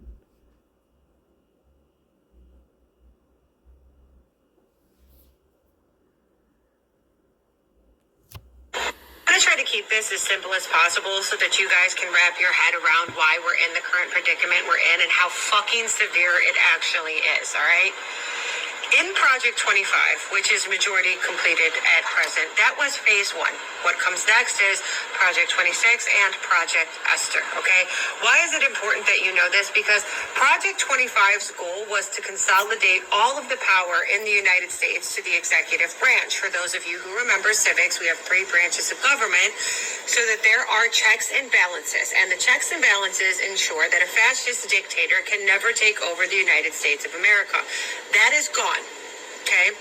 Project 25 outlined how they were going to restructure government to consolidate all power to the executive branch, which is the branch that the president is the head of. And in doing so, they also outlined all the legislation they were going to put in place so that they could execute Project 26 and Project Esther. What is Project 26 and Esther? It is essentially a male totalitarian society ran by whites, where a genocide happens to 1/3 of the population, primarily being immigrants, minorities, and liberals. Women, minorities, and people who are part of the alphabet community do lose all their rights, and the only people in power are the white man, okay? And you know what's so sad? Sorry. But you thought you was voting and you thought you had conservative values, but you really voted for a bunch of DL white men. That's why those grinder apps be crashing. During the Republican National Conventions, you've seen it. Arizona, Wisconsin, Cleveland. I want to say in Baltimore or somewhere in that area too. But yeah. So you thought you was voting with the straight party? Nah. And then you see these motherfuckers getting hit left and right for being pedophiles. But hey, you was good at turning your blind eye to those 2 rappers that was kissing. So I guess you turned your blind eye to this too. Present, the white man executing this agenda, the white men executing this agenda are Satan worshiping, baby eating, child raping, greedy pedophiles. And the entire world knows this. The entire world has read what Americans refuse to read in way of Project 25, 26, and Esther. They know the manifestos and the agenda. They have seen the unredacted Epstein files. They are privy to what is looming over the United States of America. And a lot of people in the United States of America seem to think that this can't happen because we're the United States of America. I just need you to pause for a second and implement pattern recognition, data analysis, and critical thinking. Look at history. We are a society that is only 250 years old. In comparison to other societies that are 3,000 to 5,000 years old, they have repeated the same mistake we are currently in the process of making, potentially multiple times. It's not that it can happen here. It's that it's going to happen here. And the reason they are going to successfully execute their entire plan is because Americans absolutely refuse to accept reality. You are so disorientated by the psychological warfare they have waged against Americans by way of propaganda that your brain literally cannot wrap around reality. Because you're too distracted by the NBA, your hatred for gay people and LGBTQIA. And you know, just like some of y'all are ridiculous, some are in the LGBTQIA are ridiculous as well. Can't control themselves, just like some of y'all can't control yourselves. You're so distracted by this bullshit. It's gonna take something catastrophic to happen though. For, you know, and black folk don't want to get along for shit. You know, they don't. So something is gonna happen that's gonna make us come together. So The Constitution don't matter to these people. Their whiteness supersedes the Constitution. That's what y'all not getting. Their whiteness supersedes the Constitution. They don't care about the Constitution. They only care about it like when they're using it against us. That's when they care about it. They come around. These are some of the biggest fucking fakers. Like, they only act interested in the Constitution and being a patriot and all these patriotic values and the military. I'm a veteran. You know, when it's time to use it for their advantage. But other than that, if they can't use it for their benefit, they don't give a fuck about that shit. They don't. They don't even care. Listen to me. Listen to me. It's about to blow your mind. People, they don't even care about the Confederate flag. They don't. If we stop giving that so much energy, you will see them flags disappear. A lot of these motherfuckers don't know their own history.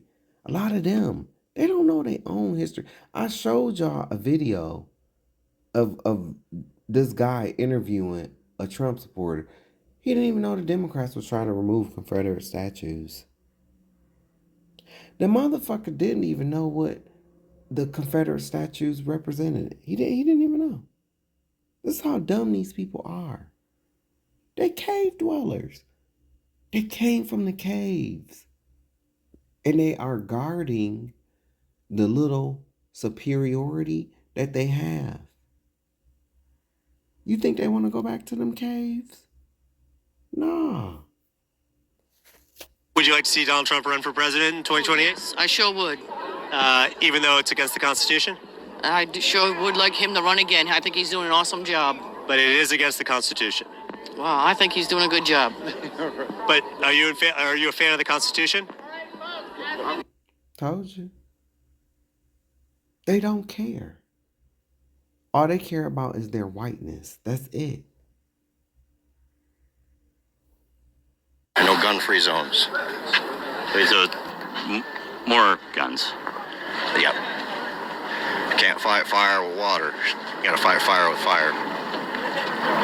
And he thought he ate with that. Look at him. Took a little sip of his drink just like a faggot. Excuse me. Look at him. Bitch, he took a sip of that drink just... He thought he ate with that. He really thought he ate. He thought he dropped the mic. That's why he took a drink of his drink like that. He really thought he ate with that. This is how dumb these people are. Black people. I'm sorry, and to my foundational Black Americans, you call me a tether or whatever. I love you still regardless. But look at this shit. Look at this. Look how dumb these people are, bro. Look how dumb these people are. It was the Most High that helped them. That's going to be the hard part for a lot of my FBA brothers and sisters. It's going to be the Most High helped them do this to us because we never kept up our end of the bargain. We made an oath. We made a deal. We took out a loan and we reneged on it. As long as we paid our debt, as long as we paid our monthly payment on time, shit was good. When we stopped paying our bills, the gas got cut off. When we started paying our bills, the lights got cut off. When we stopped paying our bills, we got put out our house. That's what happened. And he still loves us because he could have destroyed us in slavery. He could have let us be destroyed. And that's one of the things that I saw that. Doing all of this project, I saw that. Even though we got it bad, and we did, the Most High hand was still on us, because he could have let them destroy us. What our ancestors went through, even if you don't believe in a transatlantic slave trade, once we arrived to the shores, what our people went through, he could have let them people destroy us if his hand was not on us. But this stupid motherfucker right here, he thought he ate. Oh yes, he did. He thought he ate. No gun-free zones. Look, that's why he's smiling like that, because he's setting up for it. Right now, he's setting up for it. He been waiting to say this all motherfucking day. Oh, no gun-free zones. Oh. Ooh, ooh, ooh, oh. No gun-free zones. So stupid ass out of here. More guns. Yep. Can't fight fire with water. You gotta fight fire with fire. You can't fight fire with water? Yeah. Depends on what's in the fire. They specifically do fight fire with water. Yeah. No gun-free zones. If you don't get your dumb ass out of here, you know what that means? That he said that around those other Trump supporters, and they all cheered and laughed. So when he said that to somebody that's intelligent or intellectual, actually use their fucking brain. Zones. No gun-free zones. Wait, so more. His whole body language changed once he realized how dumb that saying was. Guns. Yep. Can't fight fire with water. He was reeling it right there. His voice check. Can't fight fire with water. His uncle or his pappy must have told him that. You know, that he gave one of those. He heard that from somebody older than him. That was that voice. And he said, well, look at that smile. He's just confident in that. Confident. Fight fire with fire. You can't fight fire with water? Uh-oh. Uh-oh.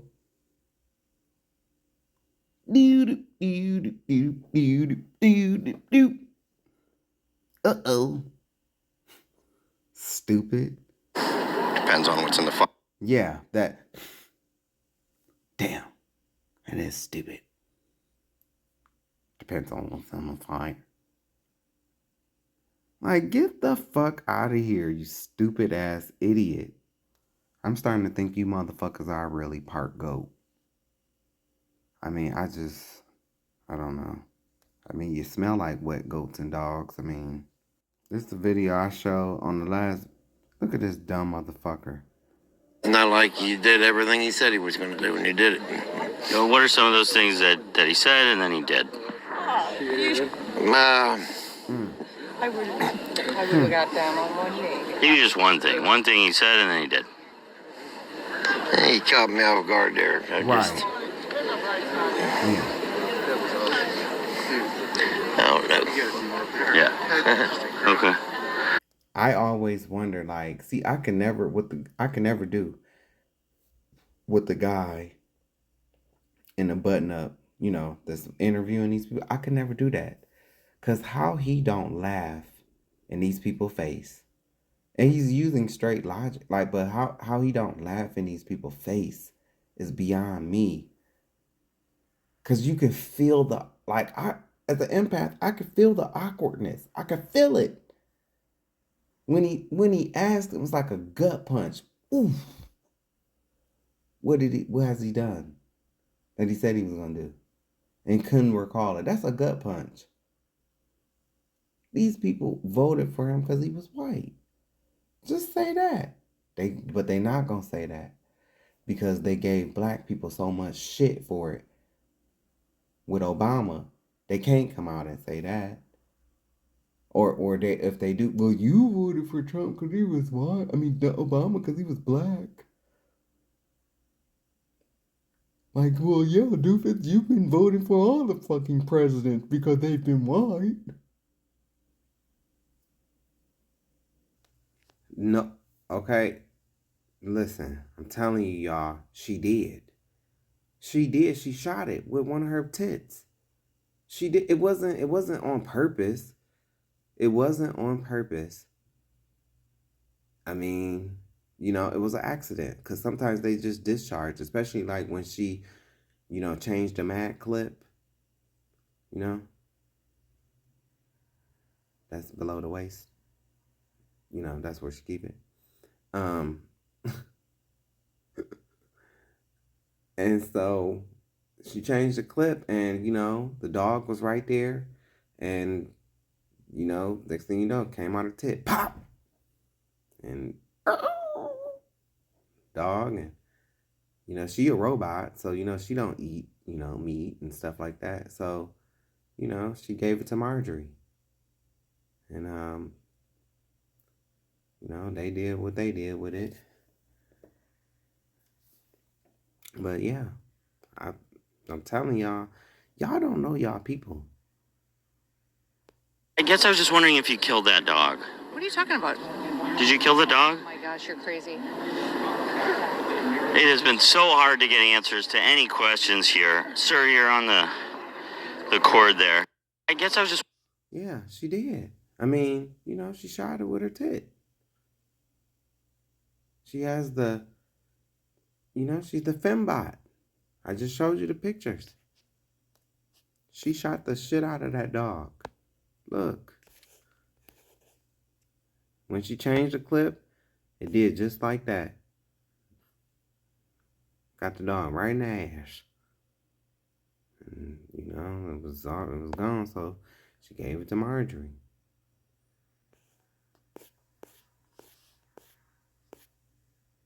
Look, 'cause I talked about this on the last video.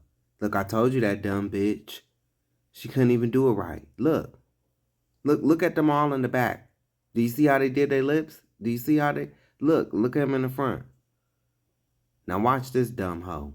Watch her. Just stupid. My turn. Look how they did their lips. My turn. Then look at that dumb hoe. My turn. This one. Look at her lips. Like, you look stupid. Like, you did not eat with this. Like, you look stupid. You didn't even do it right. Like, that just shows, like, you're so fucking dumb. And you right. Ain't no fun when the rabbit got the gun. My turn.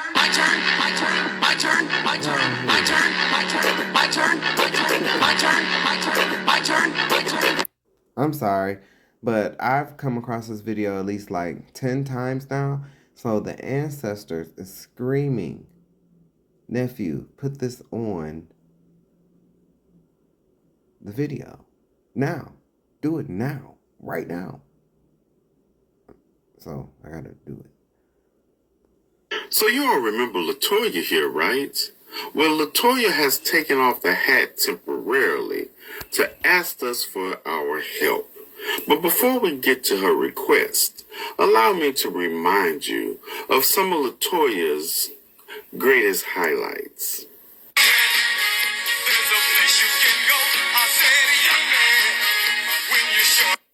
All right, y'all, this is my last post for the night. This one actually goes out to our future president, Donald J. Trump. Now, we're still not at the point where we're going to get to what she's asking of us. We still have a couple more highlights from LaToya's page. MAGA family, what up? Uncle President DJT came through signing some executive orders, didn't he? Mass deportation is in effect. And I ain't gonna lie, y'all. I like it here. Walmart ain't never... Okay. Let's get to LaToya's request. And notice what she's not wearing. Enough is enough. And I'm done crying. Enough is enough, and I'm done crying. Our justice system has done our black men and black women, our black. Okay, Mary J. Blige Jr., now that you've done enough crying, you take your cosplaying ass on and you go somewhere else and you cry some more. I'm sick and tired of this shit. I am. I'm sick and tired of this. You want to cosplay? When some shit go down? You go to the people that you was cosplaying for. This is going to be where the real divide is, because a lot of our people, we so loving and forgiving, all it take, no.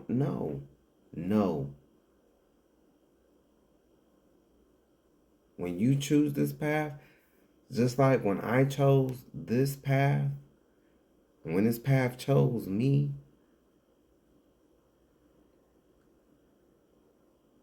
hey,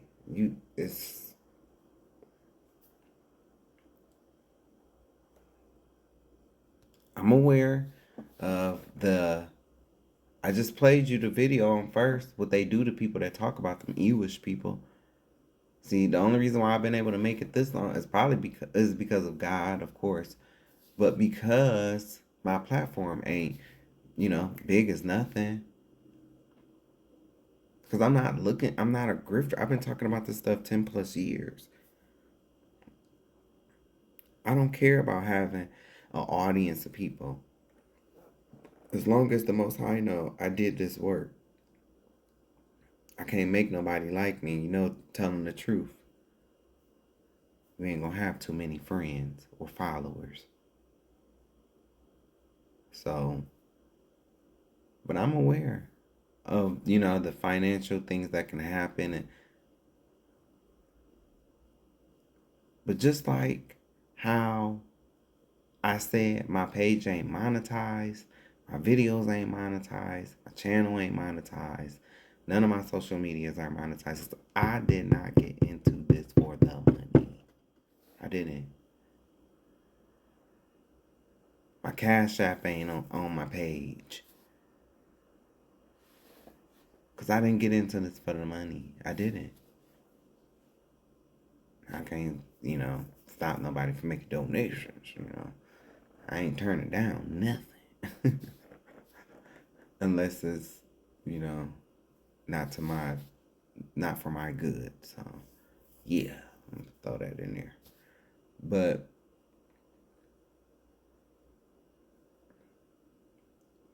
in this thing is gonna be sacrifices that's gonna be made. And I don't care. I'm standing on the right side of history, of real history, of the side that you want to be standing on. And am I perfect? No. It's only one that's perfect, and that's the Father. That's the Father. But I'm standing on the side of truth. What she was standing on is the side of bullshit. Because that's not even like, that's what the side that she was on was straight up bullshit. Cosplaying for them white folk. Well, Enough is enough, and I'm done crying. Our justice system has done our black men and black women, our black people wrong. Done who wrong? Done who wrong? For far too long, and enough is enough. You can't make this up. But hold on. Latoya, why don't you have your hat on while you're talking to us? Yeah, make America great again philosophy, but you're talking about how this country has never treated black people fairly in the justice system. But this is what you were supporting. But don't let me interrupt you. Continue. Wait, stop. Stop scrolling. Real quick. I just need you. Them African beads. And she wearing the color blue? Oh no. Say it isn't true. She's in blue. I wonder why. Guys' support in helping to free my son. My son is Okay. Oh, got it. 23 years old, and he is currently facing 21 years of incarceration due to racial injustice. My son was defending himself and Let me get this right, because this is just too rich to pass up. Latoya, you have been out here capping for the Make America Great Again movement, a movement that cannot tell you at any time in this country where America was great for black people, especially under the criminal justice system. And I'm sorry, brother, but I can't believe how they did black women. And now you're coming to who and asking for help? What? unfortunately, most black and brown people, individuals, whether you are a man or a woman here in Colorado, do not have the right to use self-defense. The judge denied my son's self-defense. Therefore, that same judge sentenced my son to 21 years in prison. Real quick, before I get to my other observations, but you're talking about racial injustice in Colorado. And I hate these fucking ads. But you're talking about racial injustice in Colorado.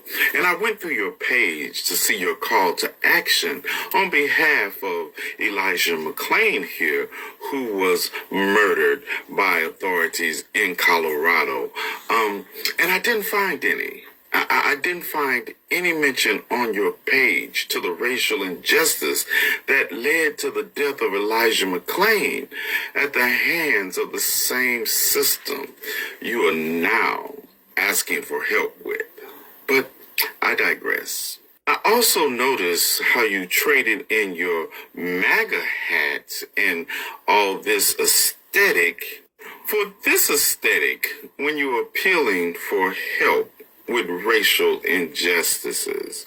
The blue heart is not missed on me, nor the black power fist, or the whole blue aesthetic that you are leaning into all of a sudden. I wonder why. Let me help you, Latoya. Let me remind you of who you need to be asking for help. Yeah, I done found my tribe. Hold on, stop scrolling. Stop scrolling, because I done found my tribe. MAGA family. Oh, okay. MAGA who? Oh, okay. FF family, Trump supporters. Oh my God, I done found my tribe. Well, Latoya, allow me to help you. Put your aesthetics back where they were and go talk to your tribe, because I'm sure your tribal leader, who has pardoned 1,600 racists and bigots that were storming the Capitol, will be just too happy to help you. Now you have the day you deserve, and may the ancestors continue to judge you harshly.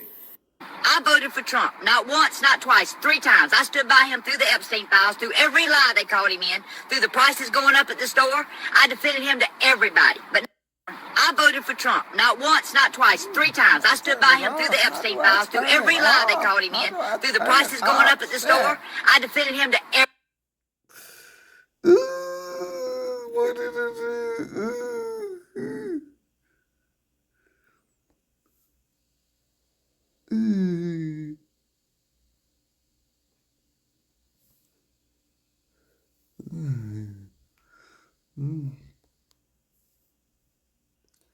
I told you you motherfuckers was mixed with Tarkatan and species and you them people from the mountains from them wrong turns. I told you.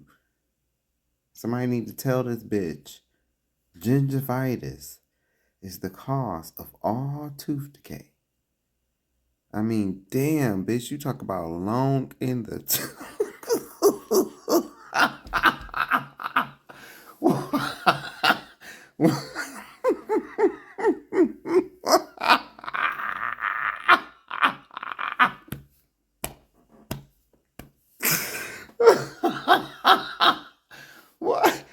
Why her teeth so low? Ooh, her teeth long, bitch. Bitch talking about long in the tooth. Piano teeth. Bitch, her shit look like a white picket fence with some of the pickets missing.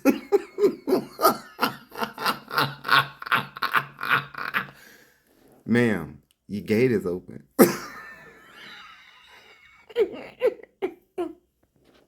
Bitch, you see this one right here? Bitch, if she sink this motherfucker in you.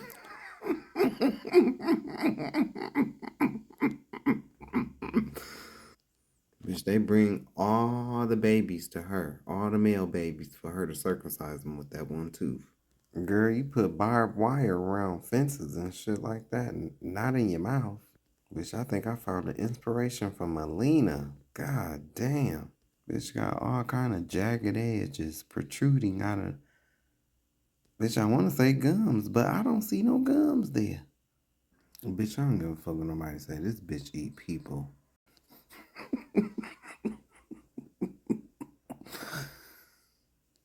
Bitch, she be filing them fangs on one of them wooden posts behind her. Bring back the draft. Just know that I'm not letting my children come. Goddamn Trump told y'all to go down there and storm the Capitol. Y'all was jumping over fences, climbing up walls, breaking through windows, acting like damn Spider-Man. Now it's time to go to war for real. Now you scared, acting like Scooby-Doo. Oh, no. No, sir. You ain't getting away. You ain't getting away. This what you voted for. You better get your little Forrest Gump looking ass son prepared. Cause he's going to war. And your Billy Goat Bob looking ass might go with him too. Cracker. Let me tell you something. When we talk about equality in this country, we have to start by acknowledging one simple truth. White America has had a 400-year head start. While our ancestors were enslaved, building this nation brick by brick, white families were being handed the foundation of generational wealth on silver platters. And y'all still fucked it up. Labeled policy. They love to talk about how they worked hard, but let's keep it real. From the Homestead Act of 1862, over 270 million acres of land were given to white families. That's the size of California and Texas combined. Those free acres turned into wealth, farms, homes, families. Not to mention all the shit that they stole, like down in Elaine, Arkansas, all down in Georgia, you know, Oscarville, Seneca Village. Not to mention all these riots where you literally chased our people from their properties, from their homes, and they couldn't return. And then later you came and you stole the land. You know, not to mention that, too. Legacies, but we're still fighting to be seen as human. Then came the GI Bill after World War II. Education, housing, and business loans for returning soldiers, but black veterans, most were denied. Banks, universities, and neighborhoods shut their doors. Then came the FHA loans, the biggest wealth transfer in American history, but we were redlined right out of it. They built suburbs, we got segregation. And when we did build, oh, we built beautifully. We built Tulsa, Rosewood, Seneca Village, Black Bottom, and hundreds of thriving communities across the nation. But what happened? Arson, bombings, highways driven straight through our neighborhoods in the name of urban renewal. They turned our prosperity into parking lots, flooded our communities with guns and drugs, using red lines as trap lines. They called it progress, we call it theft. But here's the thing, we still here. We still building, still innovating, still rising, even with every obstacle. Who became the most educated demographic in America? Black women. And yet, 300,000 of us just lost our jobs this year. They see our brilliance and they feel power slipping because mediocrity has always been subsidized by our exclusion. They've had 400 years of advantage, and now that we're leveling the playing field, they're terrified. So they rewrite policies. They ban DEI, they erase Black history, and they try to shut the door we already kicked open. But this is not the end, y'all. This is the beginning. We are at the age of the Great Awakening. We're not asking for seats at their tables anymore. We are building our own houses. We're investing, collaborating, circulating the black dollar like never before. We're owning land, launching businesses, teaching our own children wealth, and rewriting the narrative. Because while they've had a 400-year head start, we've got 400 years of resilience running through our veins. And baby, that's something money cannot buy. Now drop a black fist in the comments and share this with someone who needs to hear this Black History gem. This is what I mean. These people, this is why I can't respect people like them. Because you lie, you hide your racism under the economy, right? But it's bullshit. I'm definitely a Trump supporter. Yeah. I believe in him wholeheartedly. And Tell me why. Because our economy was better. I had money in my pocket.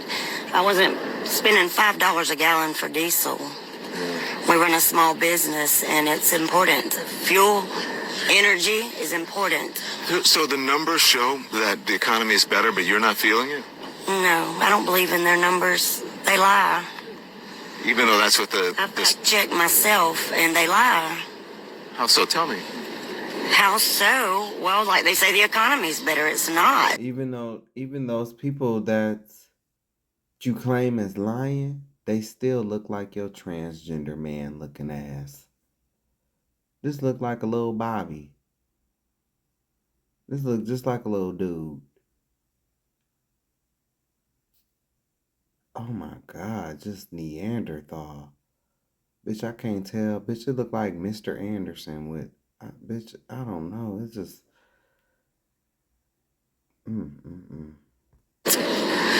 Immigrants being over here is fine as long as they come legally. Right. Man, see, it was, they mask it with the economy, but this is what it's really about. Bitch, you're an illegal immigrant. You're an illegal alien, and you look like an alien. You look like a meth head, but, you know, whatever.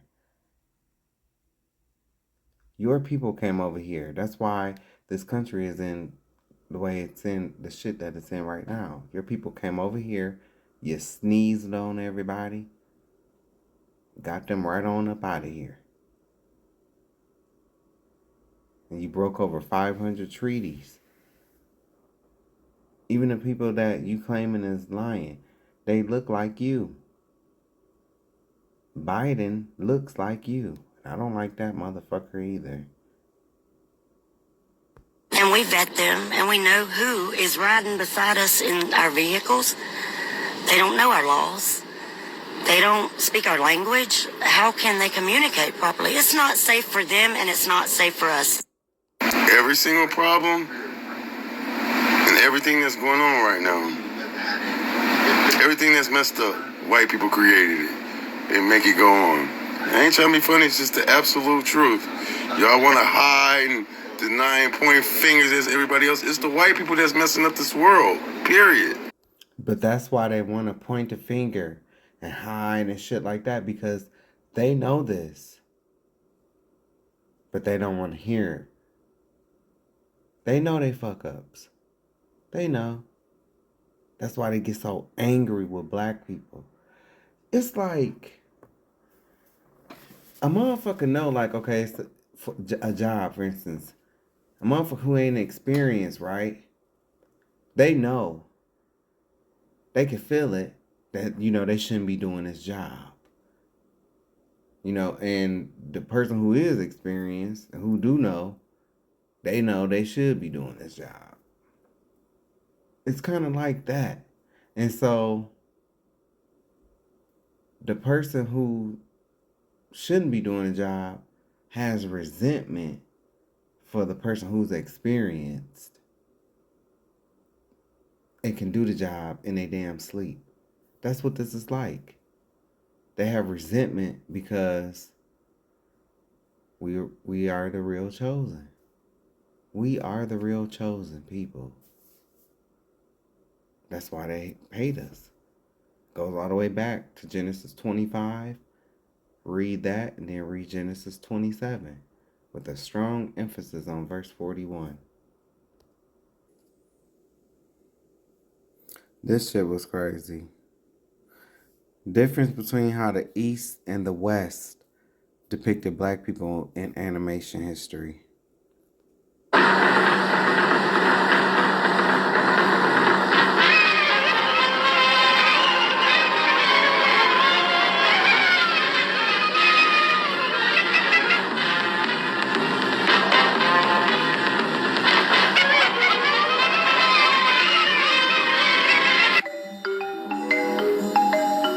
Russian cartoon depiction from the same time period. You want to know why this gonna look different? Because Putin already unveiled what the church was in Russia showed. If you don't know, I guess you'll go research it.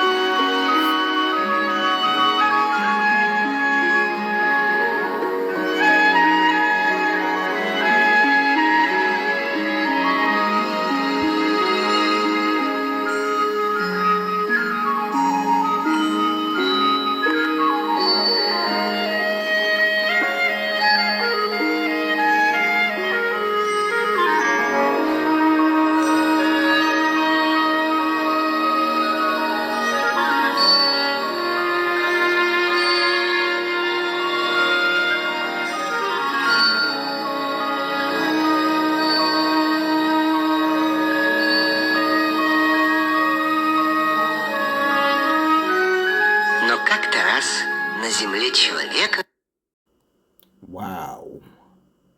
See, they can say what they want to say, you know, but when you make critiques of their leaders, then, you know, they want to piss and moan. This man, horns is showing. You want to tell somebody what they know and what they don't know. They just want to be controlling.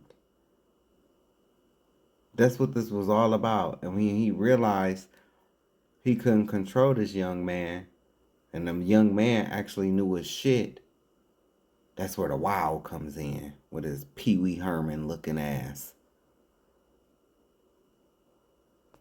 Tell me 3 Democratic policies that you heard that voice. That's a pedo. Tell me 3 Democratic policies that you support. Inflation Reduction Act, American Rescue Plan, the Infrastructure Law, the PACT Act, the Chips and Science Act. I think it's good that Biden pulled out of Afghanistan. I can go on. No, I get it. Wow. Okay, would you like to talk about the pullout of Afghanistan? Why did you feel bothered that I just listed policies I think are good? Because I think it's great that he lowers prescription drug costs. You don't know enough about those policies. So one of them... Whoa. Who's your daddy? Sorry. He's getting frustrated. You don't know about those policies. Okay, Mr. Slave Man. Mr. Slaveholder. Wants to tell people this young man, what he know and what he don't know.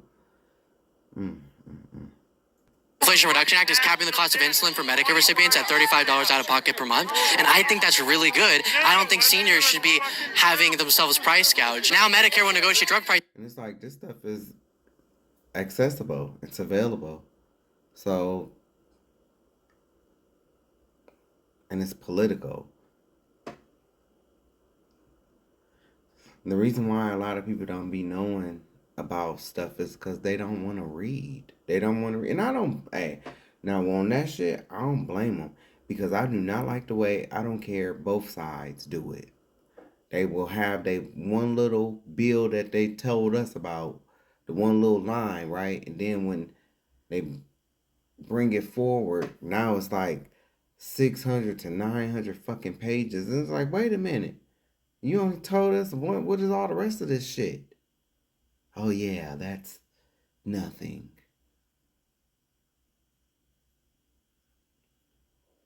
You know, this ain't spiritual. There's not, you know, this ain't biblical, you know. It's a difference. It ain't, I mean, and this shit is shady anyway. My problem is, I did vote for the Democrats, but I'm not a Democrat or a Republican. I tried to stop him from, and I understood that shit, bitch, voting independent, that's still just voting for him, but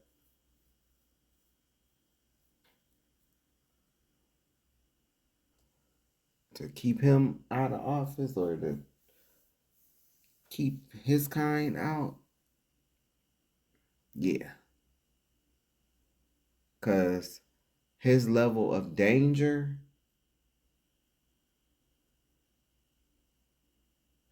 I mean, we can all sit around and talk about, because trust me, I'm, the Democrat Party and the Republican Party, yeah, we can talk about it. But when certain motherfuckers get up in that seat, it's like, nah. We got to prevent this person from getting in this seat, because you see what they're going to do. Some people not going to get it until their kids is dragged off to war. And I hope it don't come to that. I hope it don't. But that's when the magic will wear off. And then they're going to be left with, well, maybe if I would have, voted, then I could have potentially saved my child or my grandchild. Hey. I think that's really good because of Joe Biden and Democrats. I think Joe Biden is an illegitimate president. I think the election was stolen, and I think he's going to be killed for his treason. How about that? Damn. But see, they can be like this. They can be like this. And where's the white solidarity?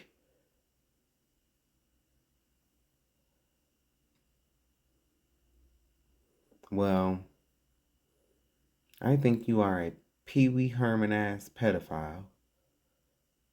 And you probably smell like wet dog and wet goat.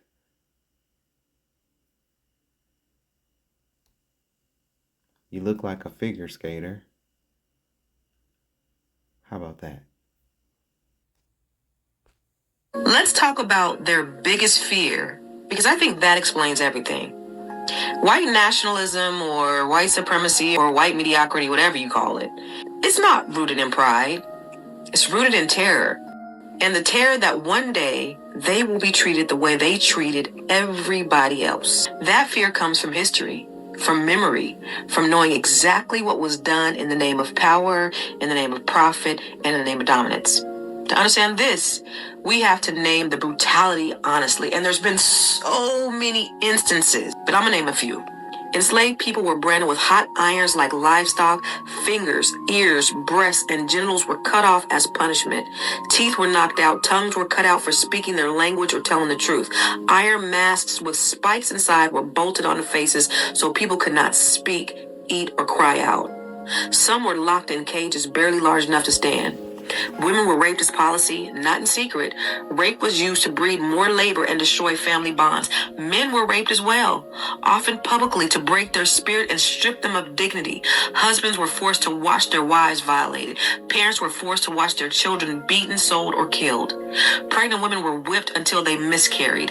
Others were worked until labor began and sent back into the fields hours later. Babies were used as leverage. Crying children were silenced permanently. Some infants were thrown into rivers or fed to animals to terrorize entire communities. People were starved on purpose. They were worked to death on purpose. Bodies were hung from trees, dumped in rivers, left to rot as lessons. When one died, another replaced them without pause. None of this was hidden. It was law, it was religion, it was business. Churches prayed over plantations. Courts ruled that human beings were property. Scientists invented fake theories to justify savagery. Newspapers advertised people like furniture. This level of brutality required complete dehumanization. Empathy had to be erased for it to function. So when white nationalists talk about being replaced, oppressed, or erased, understand what you're hearing.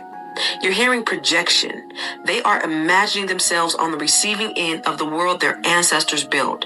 They assume that if power ever shifted, we would do what they did. But history already answered that lie.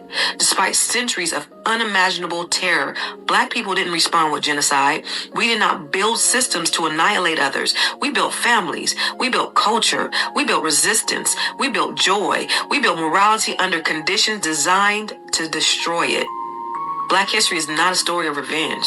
It's a story of restraint, resilience, and humanity. Their greatest fear is not loss of power. It's the truth being told. Now drop a Black fist in the comments and share this with someone who needs to hear this Black history.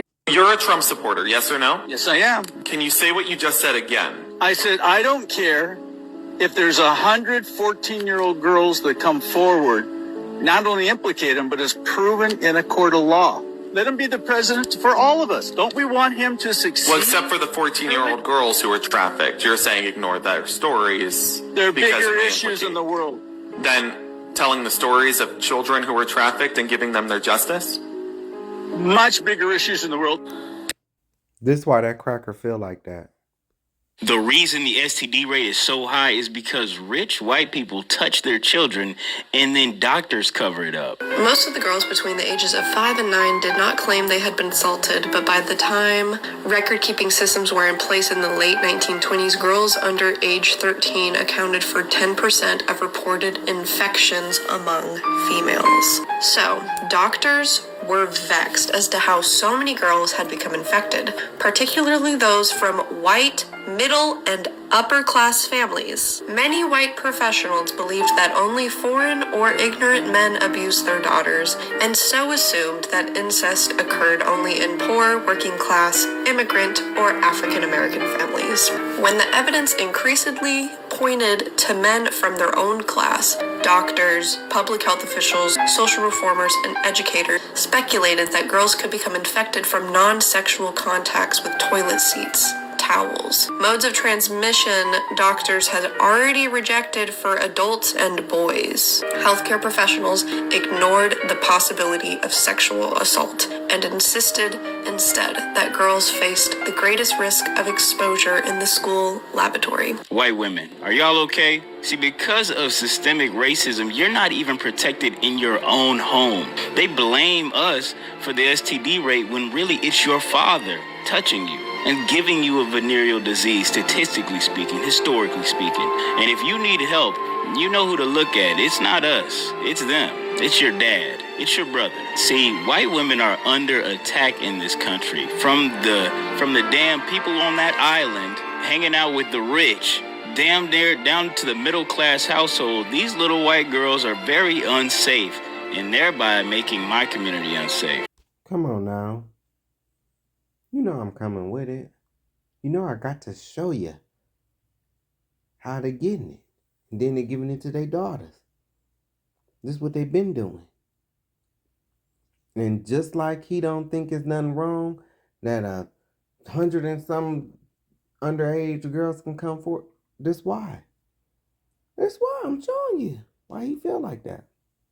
Investigations in other cities have shown that boys 13, 14, even younger are coerced into prostitution with threats of physical violence and are sometimes shipped across state lines, shipped to the older adult men who desire young boys for sexual acts.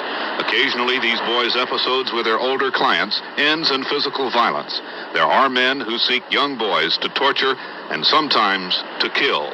The President's Commission on Obscenity found, this is the commission that Richard Nixon repudiated, it mentioned in passing that child pornography was a phenomenon of the abuse of children, and then went on to say that for every female prostitute of any age in the United States, there are 9 boys underage who are prostitutes. And there was a call boy ring operated out of New York City, which had phone hookups with Houston, Atlanta, Los Angeles, New Orleans, Washington, D.C. And that callboy ring had a list of 10,000 clients who could call and with a credit card purchase a boy. Hello? Hello, this is credit card number 06789. I'd like to make an order, please. Go ahead.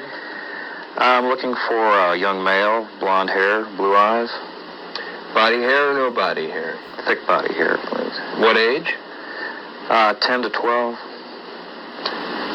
What's your family? Butch, please. What is your address? I'm at the Houston Marriott Hotel, room 313.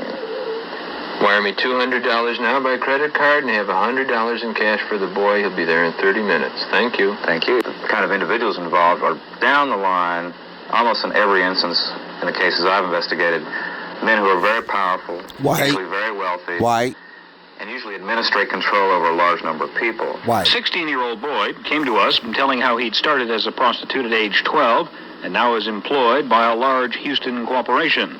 The corporation pays him from a well-covered slush fund. I'm working right now, with the corporation. And what's that? How's that work? Well, when their executives or, their business people are in town, they're sent to our apartment, and we entertain them while they're here. Okay, what's that entertainment usually involve? What do they usually demand, or what do they want? Well, it's all kinds of sex and perversions. There's no two alike. I've decided that. Subsequent to the making of this interview, this boy's mutilated body was found. It's closely attached to the major financial, commercial, industrial, educational institutions of our society. All white. Ran by people that look like him. It's run by the same people who run those. It's frequented by the same people who occupy management positions in those. It's not the mafia. It's an adjunct of clean business. It's serving the most respectable people we have in our society, the people who are the elite. White America thought they elected a savior, but God sent them their judgment. November 2024, you watched the election results roll in. You saw white America celebrating in the streets. You heard them chanting his name. You watched them worship at the altar of their golden idol. They thought they were crowning their champion. They had no idea they were signing their own death warrant. Here's what they don't want you to know. Here's what the mainstream media will never tell you. Here's the truth that's been hidden in plain sight. Donald Trump is not white America's savior. He is God's instrument of their destruction. Let me show you something that will blow your mind. In 2024, 21% of black men voted for Donald Trump. That's more than double what he got in previous elections. You heard that right. Black men, the sons of the enslaved, the descendants of those who suffered under white supremacy for 400 years, they helped put Trump back in the White House. And white America celebrated. They thought they were winning. They helped put Trump back in the White House. And white America celebrated. They thought they were winning. But here's what they didn't see. Here's what their blind eyes couldn't comprehend. God was orchestrating the greatest act of divine justice in modern history. He was using the very people they oppressed to deliver their judgment. He was turning their victory celebration into a funeral march. And they were too drunk on their own pride to even notice. Look at what's happening right now in America. Trump's policies are tearing apart the very fabric of white middle-class life. His tariffs are crushing small business owners in rural white communities. His mass deportation plans are creating labor shortages that are destroying white-owned farms and factories. His economic chaos is wiping out retirement savings for white suburban families who thought they were safe. His dismantling of federal agencies is eliminating jobs that white college graduates depend on. Everything they built is crumbling. Everything they trusted is collapsing. Everything they believed in is turning to dust. And the man they worship is the one holding the sledgehammer. Coincidence? Random chaos? Political miscalculation? No. This is prophecy. This is divine judgment. This is God using the wicked to punish the wicked. This is the rod of God's anger. And white America is about to feel every strike. You saw the headlines. Trump dismantles DEI programs. Trump rolls back civil rights protections. Trump appoints judges who will set justice back 50 years. And white America cheered. They thought he was hurting us. They thought he was protecting them. They had no idea that every single policy, every single executive order, every single decision was a nail in their own coffin. The whole world is watching America isolate itself. Allies are turning away. Economic partners are finding new arrangements. The global south is rising while America falls. And Trump is accelerating it all with a smile on his face and a red hat on his head. What if I told you this exact scenario was written 3,000 years ago? What if I told you the Bible predicted a nation would be judged by its own idol? What if I told you that God has a pattern of using oppressors to destroy oppressors and then destroying the instrument he used? What if everything you're watching on the news right now is the fulfillment of ancient prophecy? White America wanted a white supremacist strongman. God said, fine. Here he is. Have him. Let him destroy you from the inside out. Let him dismantle everything your ancestors built. Let him isolate you from the world. Let him crash your economy. Let him expose your hypocrisy. Let him be the face of your judgment. This is not politics. This is spiritual warfare.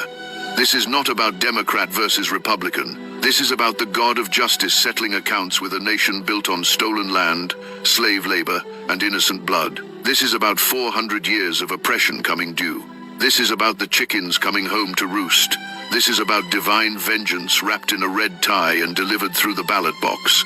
And the most beautiful part, white America has no idea what's happening to them. They're still cheering, they're still celebrating. They're like Pharaoh hardening his heart while the plagues destroy Egypt all around him. They're like Belshazzar partying while the writing appears on the wall. They're like Babylon dancing while the enemy army marches through the gates. Today, right now, in this video, I'm going to show you exactly how this prophecy is unfolding. I'm going to take you through scripture, through history, through current events, and I'm going to prove to you beyond any shadow of doubt that what you're witnessing is not chaos. It's judgment. It's not confusion. It's prophecy. It's not random. It's righteous. By the time you finish watching this video, you will never see Donald Trump the same way again. You will never see American politics the same way again.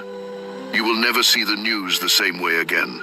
Because you will see the hand of God moving pieces on a chessboard that most people don't even know exists. So buckle up, turn off your distractions, pay close attention, because what I'm about to reveal to you has been hidden for generations. What I'm about to show you will shake everything you thought you knew. What I'm about to prove to you will set you free from the lies you've been told your entire life. The judgment of white America has begun, and Donald Trump is the judge, jury, and executioner that God appointed. Let me show you how. Open your Bible. I'm going to show you something that will make your spine tingle. I'm going to show you a pattern that's been there all along, waiting for eyes to see it. Here's the principle that most people miss.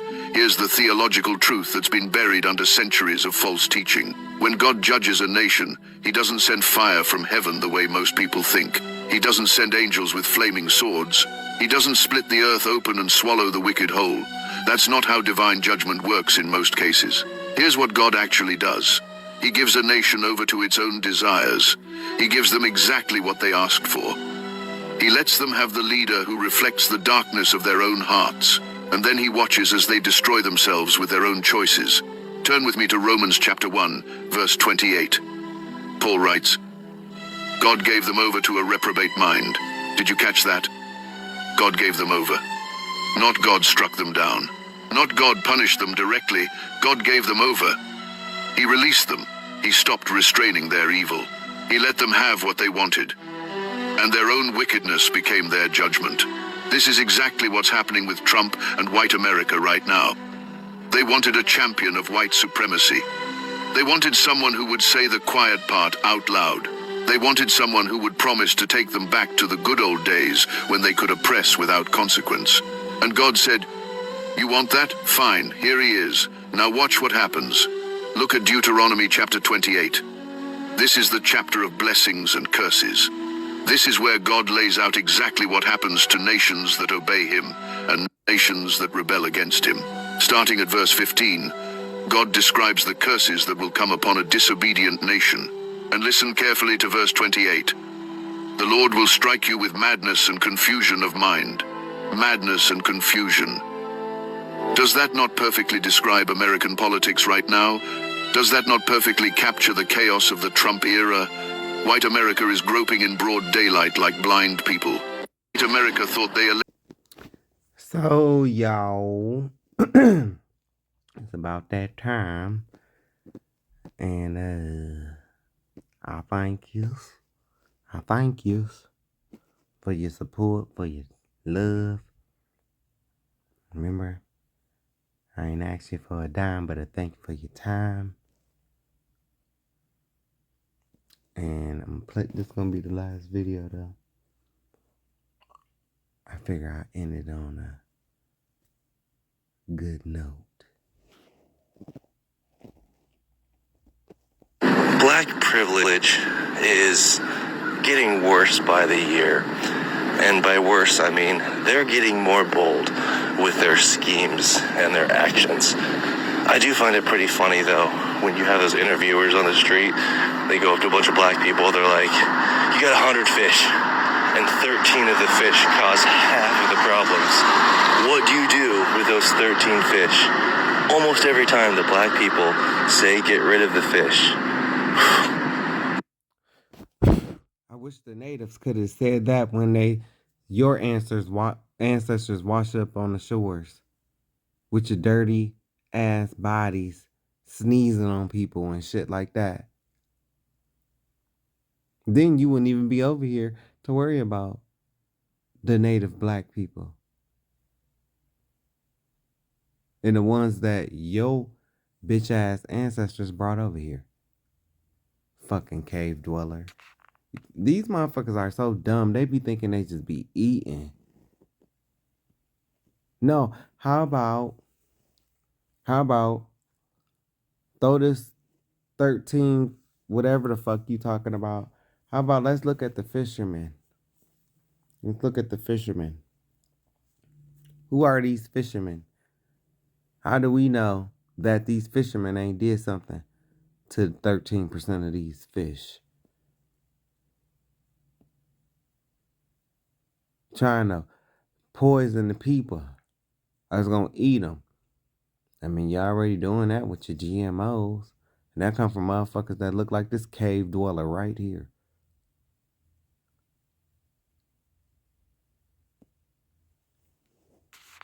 Black people, you're lucky we don't have the same mentality of you. Otherwise, y'all'd be gone. So yeah. They be really thinking that they ate. Your mentality is to fuck a child. That's what your mentality is. No child is safe around your predator stank ass. He look like he ain't took a bath or a shower in 3 months. Get your cracker Neanderthal ass out of here. Your mentality is worse than us.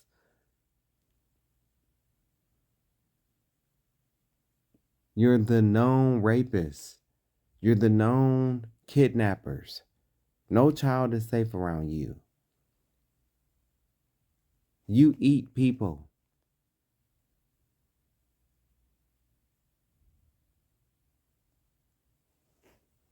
Let me let one of his own. I was instantly infatuated and fascinated with Black people because I believe that they were God's favorite. God spent a little bit more time creating them and put a little bit more love into creating them. So yes, I believed they were the superior race, and going forward in life with that mentality, I just always loved Black people. I always wanted to be around them. I always just thought they were the coolest people. And I was fortunate enough to... It's because she a ginger. That's why. See that red here? Mm-hmm. Grew up in a fairly diverse area. So I had many Black friends. Most of my friends were Black or people of color. And I was very quickly exposed to Black music and Black talent. Something that my mom really instilled in me was that racist white people were jealous of Black people because they were so multifaceted and multi-talented. They could sing, they could dance, they can act, they could, make a house a home, they can cook, they can clean. Like, there's literally nothing that Black people can't do. Like, they are multifaceted, they are multi-talented, and it made sense to me as a little kid that, that was what racism was. It was jealousy. Let's be real. Racism 100% stems from jealousy and envy, and just, I think people who are racist usually have an insecurity within themselves that they have to spew this hatred onto to other people, because it just doesn't really make sense. Racism doesn't make sense in my eyes. Well, thank you for your kind words. And with that, people, I'm out.